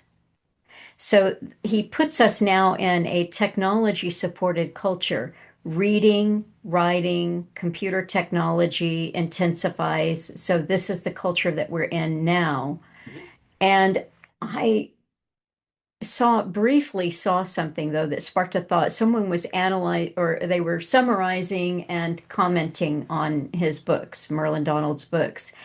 And then they had some ideas about what this means for artificial intelligence. How is artificial intelligence taught, and what kind of cognition can it actually do? And the person who wrote this article made an interesting comment, which grabbed my attention. He said, you cannot teach artificial intelligence. It's almost working backwards in evolution. You can't teach artificial intelligence mimetics in the way that humans get mimetics. It means nothing to a silicon-based intelligence. Mime, gesture, I'm not sure that that's true. I don't think that it's wholly true nor wholly untrue. I mean, I think what you can do and what is certainly evidence is being done is that various aspects of an artificially intelligent entity or system can certainly develop knowledge of, ergo insights to, what mimetics meant and mean for humans. And in so doing, can create a referential form of mimetics that says that for humans it means X. Let me explain. If one takes a look at something there's a field called ethology, basically behavior, the study of behavior, animal behavior. So much of that was interpretive. We see an animal doing something, and what we're doing is we're superimposing the meaning on that with trying to be as non sort of anthropocentric and or as non-anthropomorphic as possible. You don't want to do that sort of anthropomorphizing, right? Okay, so that was the caveat. But what you're really doing is you're engaging what's called interpretive mimetics, all right? Interpretive mimetics. What does those sort of mimetic gestures mean to the thing that's doing the mimetic gesturing? Right? This brings us sort of full forward into some of the work of Thomas Nagel, the philosopher, who asks what he poses as quote a mortal question: what's it like to be a bat? I can't know because I am not a bat. So the issue then becomes, can AI quote know subjectively in the first person, so to speak, what mimesis and mimetics are for human? No. But objectively, AI can certainly generate a large database of how humans have described mimetics, have used mimetics, have leveraged mimetics, have defined what are the limits of mimetics and what might be the delimiting aspects of mimetics, and in that way gain an objective appreciation for mimetics in humans. Is that to say that an AI could not develop some form of mimetic communication or some type of mimetic engagement? Absolutely, I think it could. It's just a question of what that mimetics means for that entity. The mimetics for a human having to do certain things and certain gestures are bounded by the cognitive constructs of the way the human, number one, developed the mimetics and appreciates the mimetics. My posturing, like a bird that exhibits something called lek behavior, in other words, this is sort of my area and I'm going to put my plumes up. Okay, what does that actually feel like to the bird? I have no idea. So what we're saying is, oh yeah, I can do lek behavior and I can posture and I can beat my chest and, sort of do all these things that give these signals. Well, once again, what you're really doing is you're creating a gap between what represents a pseudo-interpretation and what represents in the quasi-interpretation based upon what knowledge I have available to me and what is the phenomenological or referential value to me. So again, I think when we engage a discussion of is it possible that an AI system might be able to engage in some type of mimetics, I certainly think they can appreciate that humans went through a mimetic epoch in our cognitive evolution. I certainly think that an AI system can learn from the available information about what mimetics constitute and what their construals mean various constructs for humans. But the question of whether or not an AI system is capable of developing some form of identifiable and therefore valuable mimetics within the constructs and confines and or capabilities of its system, I think is certainly an entertainable question. What followed very quickly in my thinking is that, okay, perhaps a machine can be taught or can assimilate some kind of mimetic reference or, mimetic ability, therefore becoming more human-like. But the inverse of that would be, can humans lose that? And I think they can and become more machine-like because, of course, we're seeing it right now. We're seeing people not looking at other people, not making eye contact, not reading body language or looking for, and in fact, being completely retarded about Well, let me nonverbal say that. cues. Yeah. Oh, okay. I'm sorry. But I think you're using the word appropriately. And I mean jokingly, I want to kind of go, that's not PC. But let me explain. I think you're right. I think what we're seeing is a retardation of the pace and perhaps the extent to which humans were utilizing other cues that were important and sentinel in the absence of this new toolkit. Right? So much like one could say, well, in the past, humans developed not only an idiosyncratic, but sort of a broadly systemic and therefore perhaps even sociocultural or socio-civic knowledge base that allowed them to understand what certain berries meant. You don't eat those because they're not good for you. How to rub sticks together to be able to do certain things. Well, as other tools came into the milieu, become operationalized, we became less dependent upon those things. So are we seeing now that there are certain aspects of what we use as key reference for developing not only our knowledge base, but even simplified heuristics? Perhaps. Are we slowing down in our readiness or in our eagerness or perhaps even in our pace in engaging those prior skill set aptitude sets and their use? Yeah. Is that becoming, quote, retarded? Are we retarding, slowing, impeding our at least pattern of using those previously valuable asset skills aptitudes in light of replacing them with a new toolkit? I think so. Is that what humans have always tended to do because we're tool users? So the short answer to the question is yes. The next question is, all right, what are we going to do about it? And I think what you always see when there's an adoption of some new tool or capability is what tends to be exercised first is, well, here's the apparent benefit. the low-hanging fruit is to develop that thing and use it towards some definable benefit.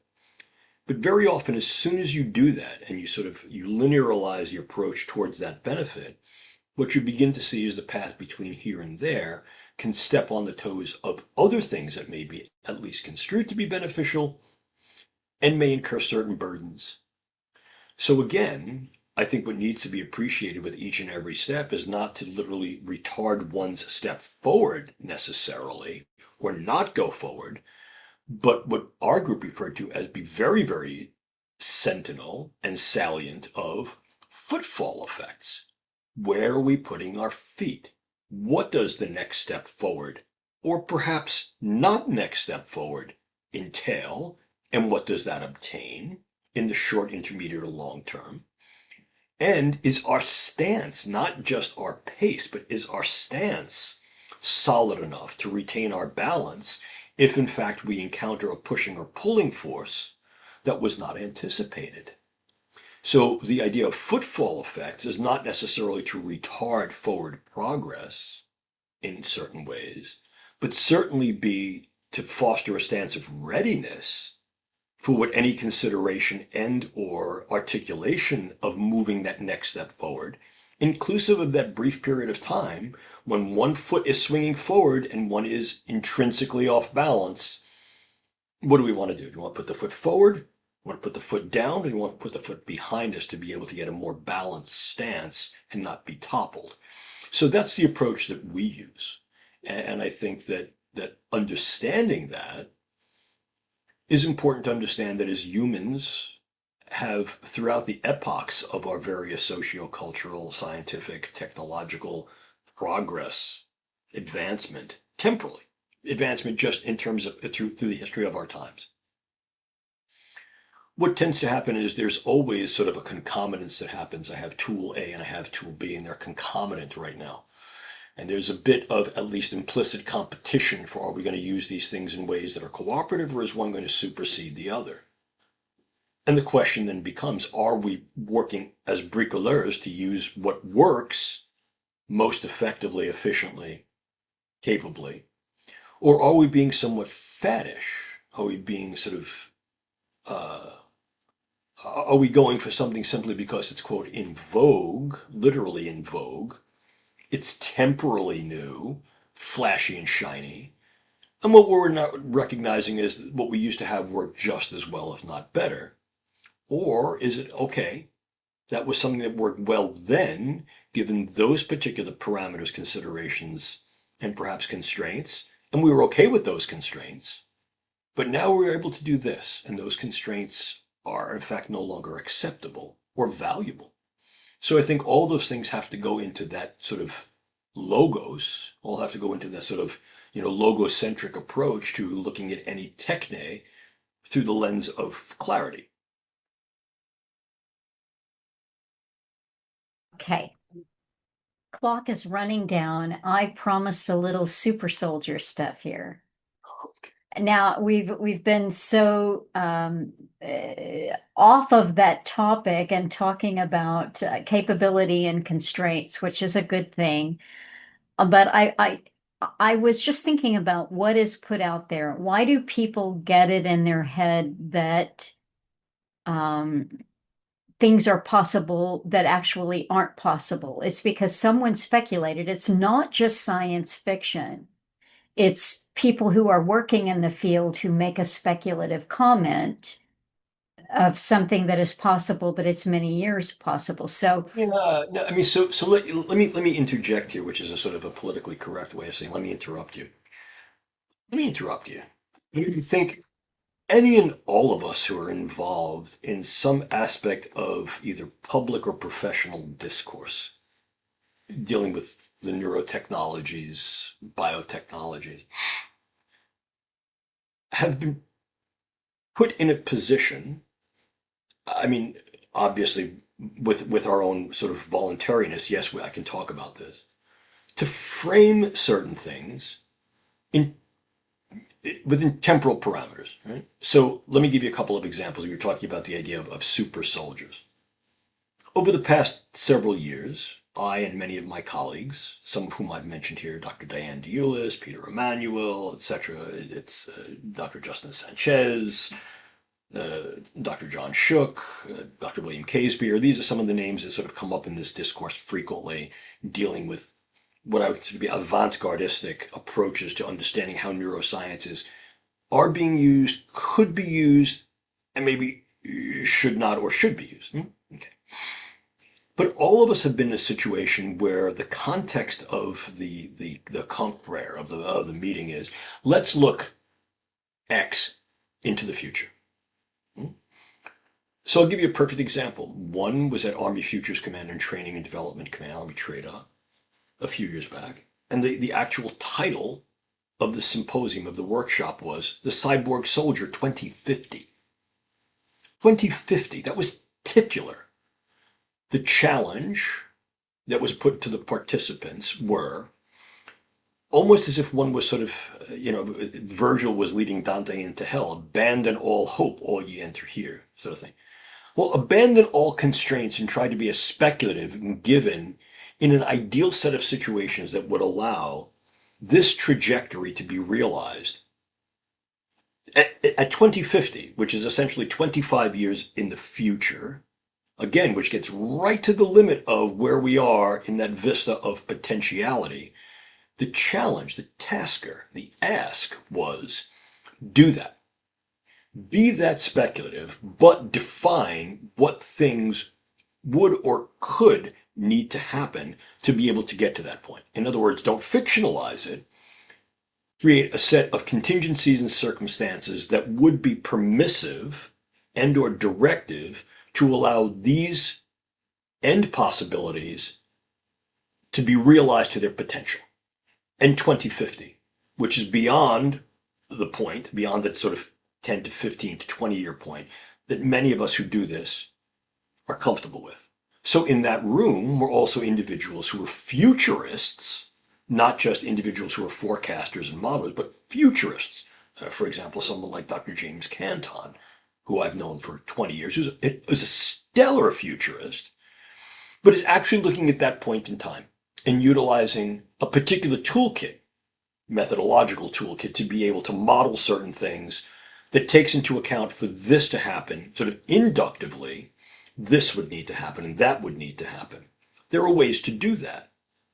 But the futurist also recognizes that we're creating an idealized future, or a future that is definitively parameterized according to very, very discrete set of boundaries, capabilities, circumstances, and situations. Okay. But I think what happens is you take a discussion like that and the publication that came as a result, and the media notification news broadcast that came as a result.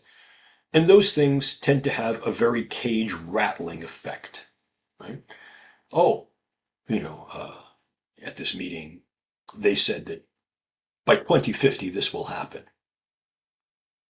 If anybody in that room had the actual capability to be that guaranteedly predictive, we would have all be basking in the idea that we've gotten the lottery numbers right the first time. We're getting like millions and millions of dollars every time they roll those lottery numbers. None of us have that capability.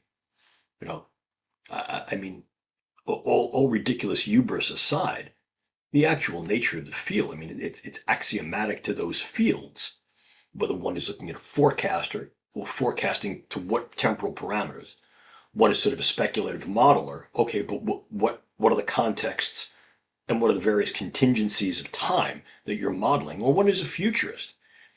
And then what are the underlying assumptions and the sort of definitions and caveats that goes into that kind of futures description and analysis and discourse? Well, they're all there. I mean, these are professional meetings, and all those caveats and considerations are there. They're clear. They're in the documentation that go along with that. We were asked to do this. These are the set of conditionalities and caveats that we use to employ this. This is what these things mean relevant to these realities. Once that's taken out of context, well, now that becomes at perhaps least a misperception of what the task was what the ask to the task was and what the deliverables really are and what they meant. And at very worst, I mean, what it does is it completely decontextualizes it and therefore misconstrues it. So, I mean, I think there needs to be caution. Granted, I think there needs to be not only equal caution, but real consideration that how that message gets out and how that message is interpreted, aptly interpreted, and or in some way perceived, right? I think there's a responsibility there.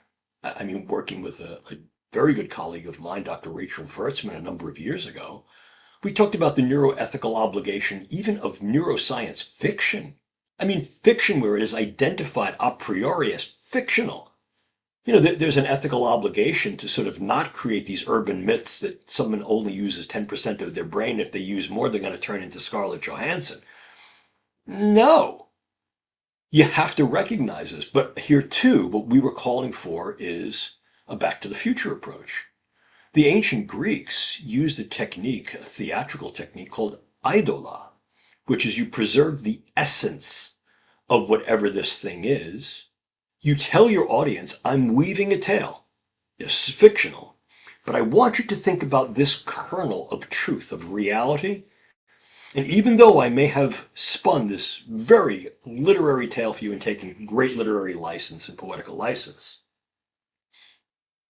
don't just think about this prosaically. I mean, think about this that, hey, there is this underlying truth. And why don't you think about that underlying truth? What I'm basically presenting to you here is a trajectorized, a spun aperture of, oh, let me open this up for you. Look, what if? What if this happened? What if that happened? This is all fictional. I'll tell you who does that very, very well is the author Michael Crichton. Absolute ace at creating something that is evidently and explicitly fictional from a very equally evident and well explained set of facts. All of his books do that. I mean, very, very well. And then another one that I refer readers to frequently is Daniel Wilson's book, Amped, which takes a look at a very interesting scenario, which is the idea of distributive justice among neurotechnologies that are able to increase an individual's cognitive capabilities. Wilson begs the question, who gets this stuff?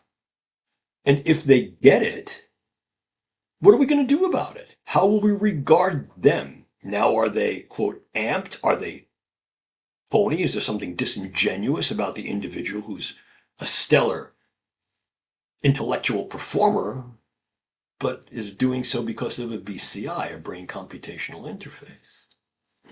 I Well, mean, let's not doubt for a moment that somebody like Lance Armstrong was Herculean in what it is that they did in the multiple Tour de France, particularly as a cancer survivor. The fall from grace was, well, it was inauthentic. It was ingenuine for him to utilize supplements and performance enhancing drugs. Okay, okay. Here too, this is I think this is the argument that my colleague at the University of Oxford, Julian Chavalescu, has offered with regard to, well, who parameterizes what are the acceptabilities, non-acceptabilities, tolerances, and thresholds for what represents performance capabilization and optimization. I mean, is it a cup of coffee? Is it Red Bull? Is it something I can buy off the internet? And increasingly, what we recognize, I mean, take a look at something as simple as the rise in the peptide market here in the United States. So again, I think what we're seeing is that the tools may be there, the means may be there, but then ultimately it's this level of discourse and perhaps even true dialectic that has to bring us to some synthetic point to go on what is tolerable, what is acceptable, what do we want to do with it, what we should not do with it.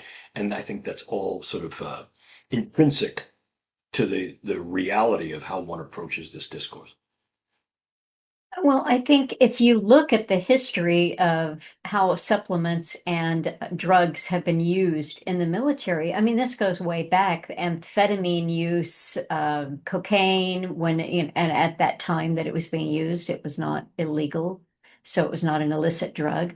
So uh, those kinds of brain enhancing cognitive enhancements have a long, long track record with the military. But then you'll have somebody like, and as a layperson, I don't know if this is true. I don't, or if it's how far it's speculating in the future. But some years ago, Nicholas Negroponte came out and said, Yes, soon we're going to have tiny little robots that can be injected into soldiers, and it will teach them a new language, on the spot, so that they can, tackle whatever situation they're faced with." And I'm like, "Well, how soon?" And so those are the kinds of things. And Yeah. again, this is not No, no, no. I slag mean, on yeah. him. I don't No, know no, the no. context. So No, but I mean, again, you asked the key question. How soon is soon? Is soon in my lifetime? Okay. Again, who's asking the question? What is in my lifetime as a 70-year-old man is one thing. What is one of my even doctoral students who's in perhaps 25, 26 in their lifetime? Well, now we're looking at 50 years, right? I mean, I look back at my lifetime. I mean, if I literally look back to, let's just say when I was awarded my doctoral degree, right? Almost 50 years ago, 40 some odd years ago. What's happened in those 50 years? So if someone had said to me back then, well, soon, well, when soon? Well, in your lifetime. In your lifetime, what you're going to see is the ability to very specifically place a vast array of nanoscalar sensors and transmitters into the human brain to be able to extract information real time through the cloud and change activity levels and therefore perhaps change the way physiological processing, ergo information is fed into a living brain remotely. You'd be like, you out of your mind? Yeah, start the story of Once Upon a Time, why don't you? It's great science fiction. It's like mind control fiction stuff, right? Here we are. That's the DARPA N3 program, at least in terms of its description of intent. So, again, there are a couple of framings. In the future, or soon. Well, what does soon mean? We talking next week? I mean, there are some things I could tell you right now. I got to tell you within the next year or so, you're going to see this. Hmm? The idea of creating multiple lead forms of deep brain stimulation that are capable of functioning both open loop and closed loop in relatively real time and be able to get signals that can be highly responsive to the entirety of an individual's internal and external ecosystem. That's real. We can do that now. 10 years ago, we couldn't do that. So simply paying attention to something like the publications coming out of the National Deep Brain Stimulation think tank, my colleague Dr. Michael Oken, would allow one to gain appreciation over what I would consider, in some cases, exceedingly Herculean jumps in capability, very, very rapid pacing, and in other cases, things going at a slightly slower, if not almost glacial pace, because the convergent use of other technologies of the sciences simply don't allow that level of progress. When it comes down to things like, quote, super soldiers and so forth, well, I mean, are we there yet? Well, yeah, I'm here to tell you. And again, there's nothing that is not transparent that is available out there that I'm talking to you about right now. But there are a number of groups within the military services that are examining how various forms of neuroscience and neurotechnology could be operationally employed. In one way, in pure medical ways. In other words, how can we use current advances in neurosciences, neurocognitive sciences within military medicine, and treating those individuals in the military who are suffering the predicament of injury, trauma, you know, perhaps just sort of the wear and tear, what I would call so the daily sort of finitude of having limits of various aspects of their capability as a consequence of being in a highly contested, stressful, and therefore demanding environment. Okay. But even if we look at just what I would consider to be military medicine, let's consider this. Let's consider what is preventative military medicine. There's a whole field called occupational medicine. Occupational medicine is geared towards the clinician assessing what are going to be the various risks, burdens, threats, and harms that groups of individuals who are engaged in this occupation likely will encounter so as to prevent those things from occurring and or mitigating their effects if and when they do, making individuals in some cases resistant, resilient, perhaps more highly recuperative and therefore rehabilitative. Right? That's occupational medicine. Military medicine is a form of occupational medicine. Without a doubt, I know this from my own experience, having worked in military medicine when I was in uniform. I was an aerospace physiologist and flight doc. Okay. What about preventive medicine? Preventive medicine essentially engages individuals who are well and keeps them off the slope, not just the slippery slope, but the slope, mitigates sloping into conditions of unwellness, into conditions of decrement, into conditions of potential harm. So here we're looking at what my group refers to as providing, quote, hope, health, occupational protection, and enablement to do that occupation in such a way that is preventative of any decrement in capability or performance as a consequence of either exposure, immersion, or something that is exigent, trauma, insult, whatever. So if one were to take a look at preventative military occupational medicine, now we're working prior to anything being wrong with the individual. What kind of things can we do to fortify the individual to A, keep them healthy, B, keep them operationally and occupationally protected across their range of duties, whatever those duties may be, whether it's in garrison domestically or deployed, and what are the nature contingencies and particular conditionalities of that deployment, etc.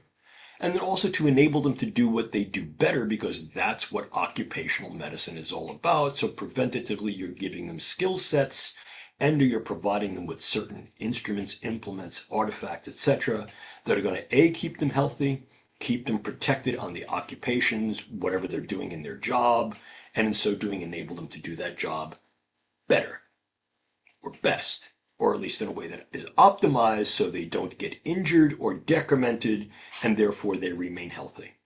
So if we look at that as a paradigm, and I will be 100% transparent, the Neuro Hope Project is a project of mine. It was a project that was originally funded and supported by the Air Force Office of Scientific Research, the AFOSR, towards exactly those means. In other words, what types of things can we do, proverbially left of bang, in other words, before something happens to someone, to make them far more capable, keep them healthy, keep them protected, and therefore more able to do the things we're asking them to do, and the things we're asking them to do fall into the military context.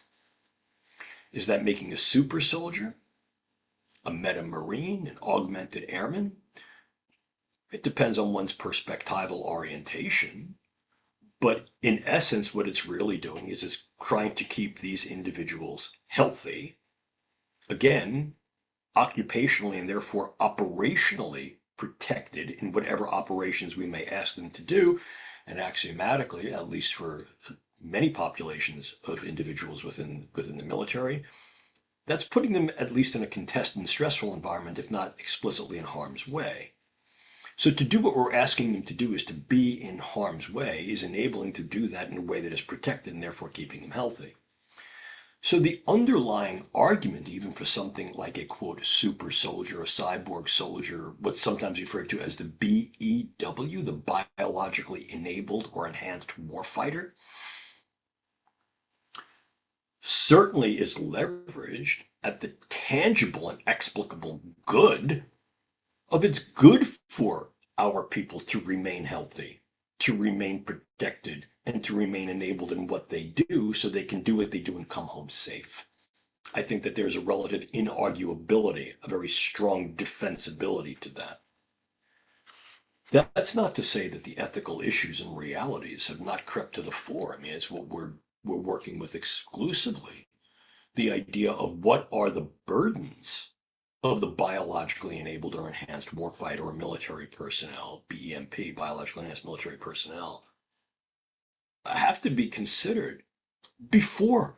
I mean, they have to be considered as the contingencies for informed consent If I'm asking an individual, as we do in the United States military and our allied militaries, to consent to certain interventions, treatments, etc., that are not only in their best interest, but that are also in the communal best interest of those in which they serve, yeah, there are always going to be venues and opportunities for individuals to conscientiously object. And I think your listener to an audience should know that.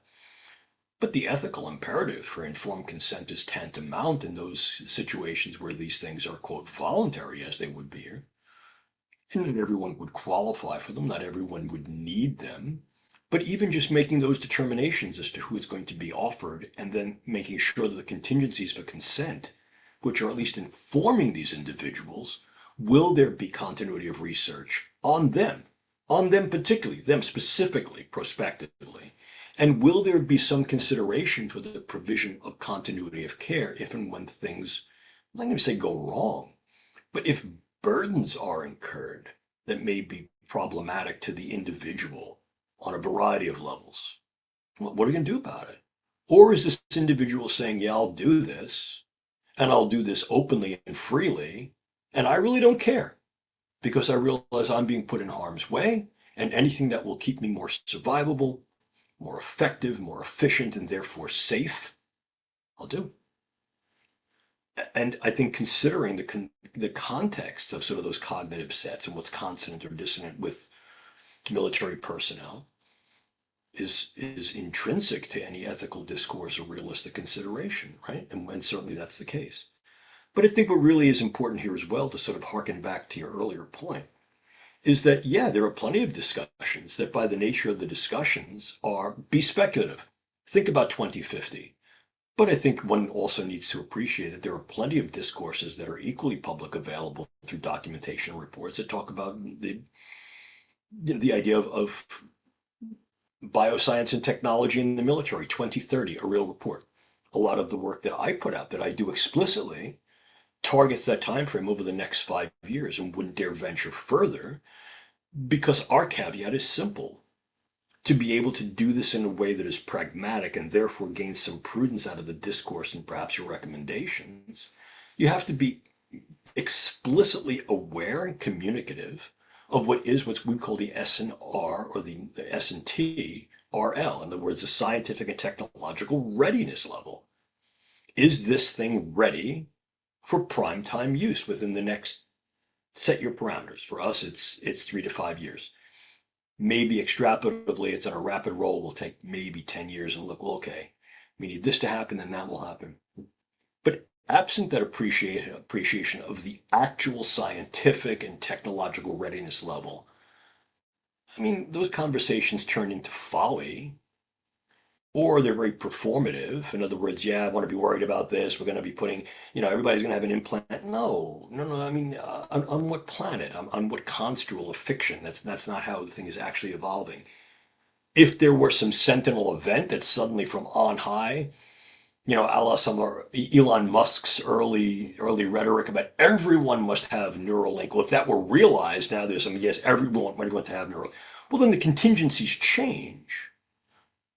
What becomes a proximate concern temporally, socially, locally, it's very different than let's be speculative and think 20, 30 years in the future.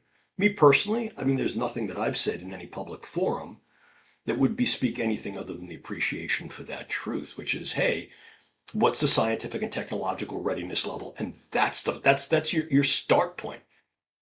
I mean, have I and my colleagues talked about, well, what might happen in 10, 20, 30 years? Sure.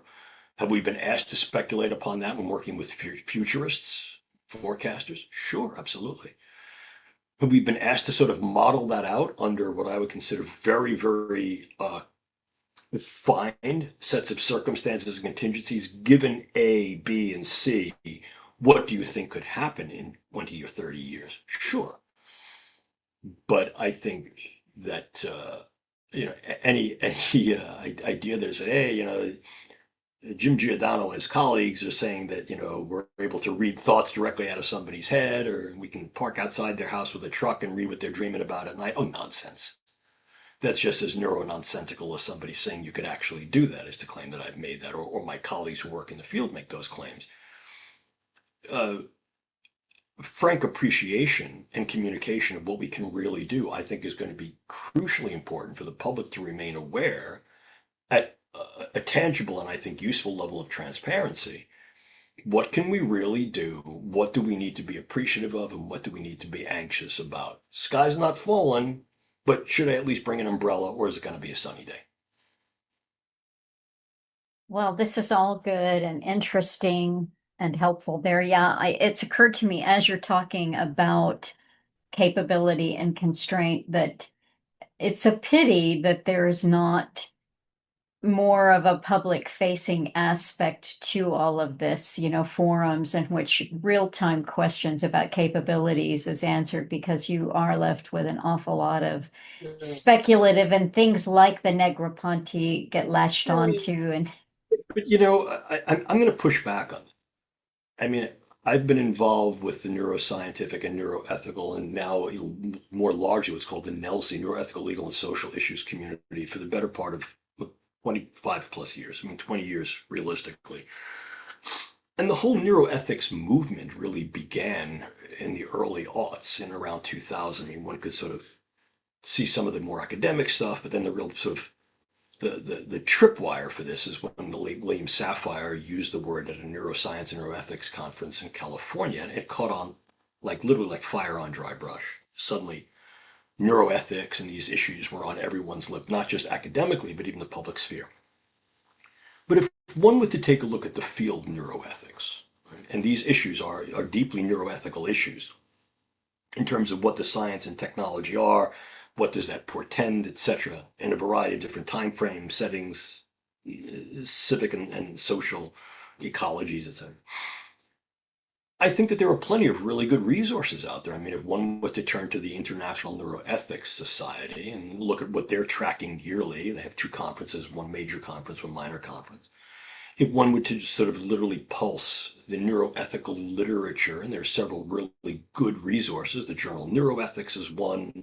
Cambridge Quarterly has a neuroethics section. American Journal of Bioethics, Neuroscience, for sure. I mean, among many. If one were to take look at the individuals who are actually working in the field as professionals, I mean, let's exclude me among that cadre, but there are many of my colleagues, Martha Farah, Judy Illes, Hank Greeley. I mean, and that's just domestically. My colleague John Shook, and then you begin to get to the international figures, and there are several, again, providing a multi-sociocultural lens, as well as their visions and voices coming from whatever may be those cultural perspectives. That's critical. So the information is out there. I've said this in other fora, and I think you and I even had this conversation. Perhaps it was offline. I'll say it again. I mean, as one might be able to deduce from my accent with time as I speak to you. I mean, I was born and raised in New York City, and although my accent isn't as strong as it used to be, I mean, I'm still like I identify I'm a New York boy. I mean, that's. And there was a store in New York City, and I think it's still in business. It's a clothing store called Sims. And I'm not hawking a particular clothing store, but they had a very interesting commercial grab. I mean, what their sort of media grab was. This is back in the days of like radio and like four main stations on TV. We're talking. They said at Sims, an educated consumer is our best customer. Brilliant. That's how I feel about the brain sciences. An educated public is perhaps the most valuable consumer, or at very, very least appreciator of what's going to be the value proposition for the reality of neurosciences and technology. The problem is that you're faced with a ubiquity of information it's just being spewed. And I'm not going to say that misinformation that exists out there is purposive, malign, misintent. No, no, no. But very often what will end up happening is there's going to be a sexy soundbite.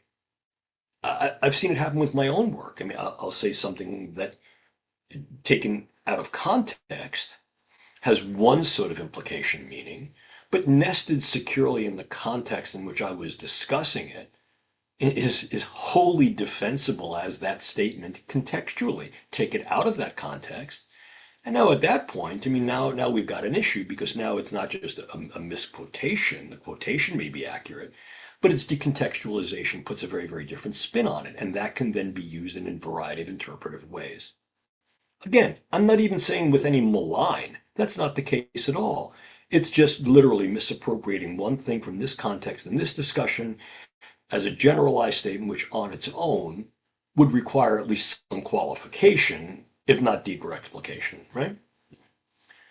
But what I do think tends to happen also is that the nature of contemporary media exchange is that you're not necessarily seeing individuals who are, quote, science writers who are the only persons who are doing this. Now you may see in-depth reviews, such as you're doing here with me, providing that detailed forum at a level of explication that is, again, complicated, but also walks the educated consumer through this at a deeper level that they can appreciate. Very often you're working in sound bites. People are working in sound bites. You'll have journalists on various media and they'll catch on to something and it has some appeal, it has some pizzazz, it has a little bit of sex appeal, or it aligns with a particular aspect of an argument that they're looking to make. So that statement, taken out of context and then sort of refitted into this particular context, can be fuel.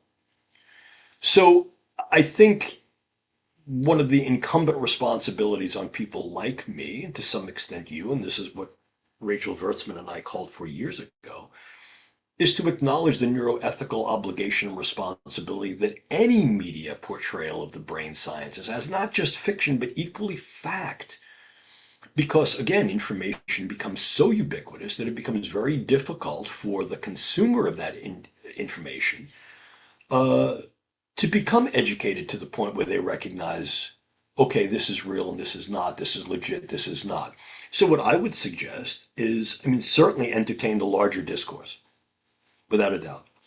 But recognize that even within the discourse, there are different levels of appropriation of what represents reality versus speculatism, what represents true forecasting to what represents sort of fictional appropriation, and what kind of things may also be performative with regard to, yeah, I'm going to use this soundbite because it fuels my particular perspective and argument, and as a result, I can use that juxtapositionally, right? And you always need to go back to, if you will, the original resource. For me, I mean, do I defend vociferously anything that comes out of my mouth? Well, I'd like to think I'm prudent. I like to think I put my brain in gear before my mouth turns on. And as an educator, as a 50-year plus educator, my role is to define A, what's out there and what can be done and what can't be done, but also to have some discourse on what people think might be done, could be done, are afraid of being done. And I would hope that the educated consumer of the information I'm putting out should be able to parse and differentiate what those two things are. Well, I think that it's helpful to me. I find it very interesting. I am going to link to quite a few things, including the journals that you've talked about, because I agree that the deeper one reaches into the available material that's out there on any subject. It's just, I saw the internet described in a way, especially the social media milieu, as it's all about attention, grabbing attention. And so it's all about sound bites. It's just whatever. And someone described someone's channel as falling down to, below 5,000 or something, and they said, so they basically what has happened is they are irrelevant. And I thought, that's the world we live in, a small dedicated audience that's after a certain kind of information is just irrelevant in this milieu that we are in. And I don't agree. Yeah, I mean, I think that the relevance is based upon an understanding of the reality of that happening. I mean, the relevance is we have to appreciate that this is the new ecosystem, right? This is the new informational ecosystem. And it has these particular nuances to it. And it has these particular, I think, blatancies to it. And understanding those nuances and blatancies is important to navigate it just as anything else. I mean, everybody's really, right now is all a buzz with the Odyssey movie. And I think that what the lesson learned there, if I'm going to wax a little fictional here for a minute, I think if we take a look at the actual work of Holberg, and then also, I mean, obviously take a look at the film. I mean, I thought it was quite good. Um, the appeal of the sirens. I mean, they call to you for a reason. They call to you in a voice that is resonant to you, that harkens to you, that pulls at you. That's what the sirens are there for. My thought is, hey, folks, let's strap ourselves to the mast and navigate that. I mean, not all the siren songs are going to be veridical, although many of them will resonate strongly with what may be sort of predispositional views, fears, whatever happens.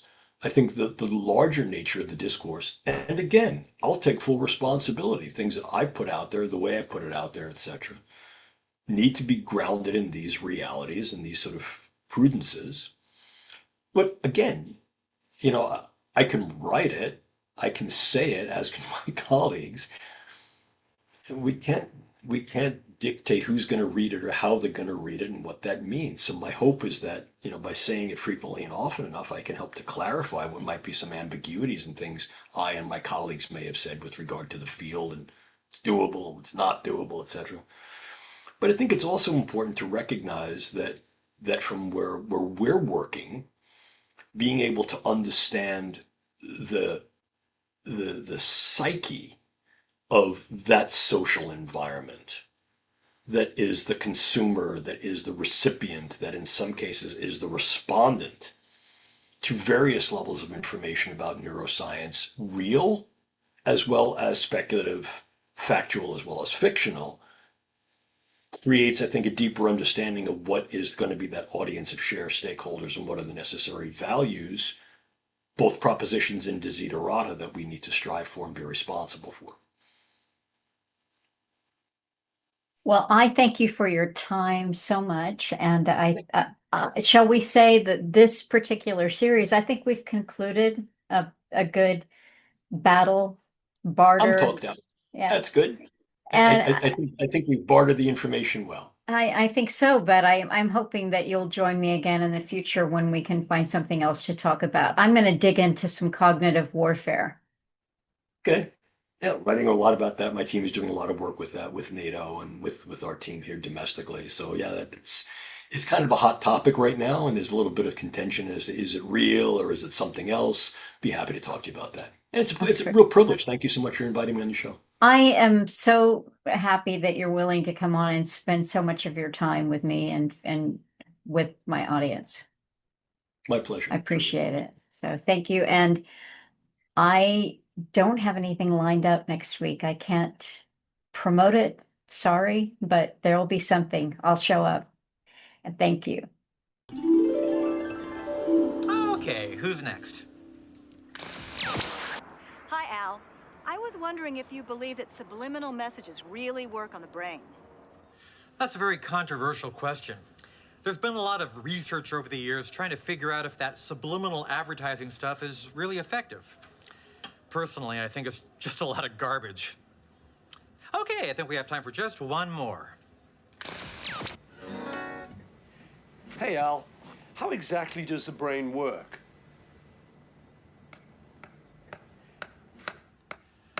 Well, like the last 20 minutes of 2001: A Space Odyssey, we may never fully understand it. This is obviously an extremely complex and involved subject, but let me just try to answer this as best as I can. You see, your brain is divided into two hemispheres. Your left controls your right side and your right controls your left side, and they're both tied together in a neat little package by the totally awesome corpus callosum. Well, you peel away the meninges layer, wipe off that cerebrospinal fluid, and you're looking right at the four lobes of the brain. You know the ones I'm talking about. Say it with me now. And each one's got a very special job, yeah, each one knows exactly what to do. As you're watching my disembodied head, your rods and cones are sending that stimuli to your thalamus, which routes it to your occipital lobe, which of course processes visual information. As you're listening to these words right here, the vibrations of the cilia down in your ears are sending those impulses along to your temporal lobe. And I know right now you're probably thinking, Al, how can these different parts of the brain communicate with each other? Well, to answer that question, I'm gonna have to break it down to a microscopic level. This is a neuron, a funky neuron. You got your axon on the one side You got your dendrites on the other. See, the dendrites receive a signal from another neuron, which then starts a chemical reaction in the nucleus, creating a nerve impulse which travels down a long, long myelin-coated strand, where it hits neurotransmitter molecules in the vesicle of the axon terminal. And those neurotransmitters jump a millionth of an inch across the synaptic gap and smash into the receptors of the dendrites of another neuron, connecting neuron to neuron to neuron to neuron all across your entire brain. The more you use your brain, the more connections you're gonna make, and the smarter you're gonna be. I'm talking about your brain. You gotta hand it to your brain. Yeah, that's your brain. So I guess the point of all this is, the brain is one of the most important organs in your entire head. So wherever you are, whatever you're doing, always, always, always wear a helmet. That's all I'm really trying to say here. Okay, well, that's it. Thanks for coming. Goodbye. Goodbye. Goodbye, goodbye, goodbye.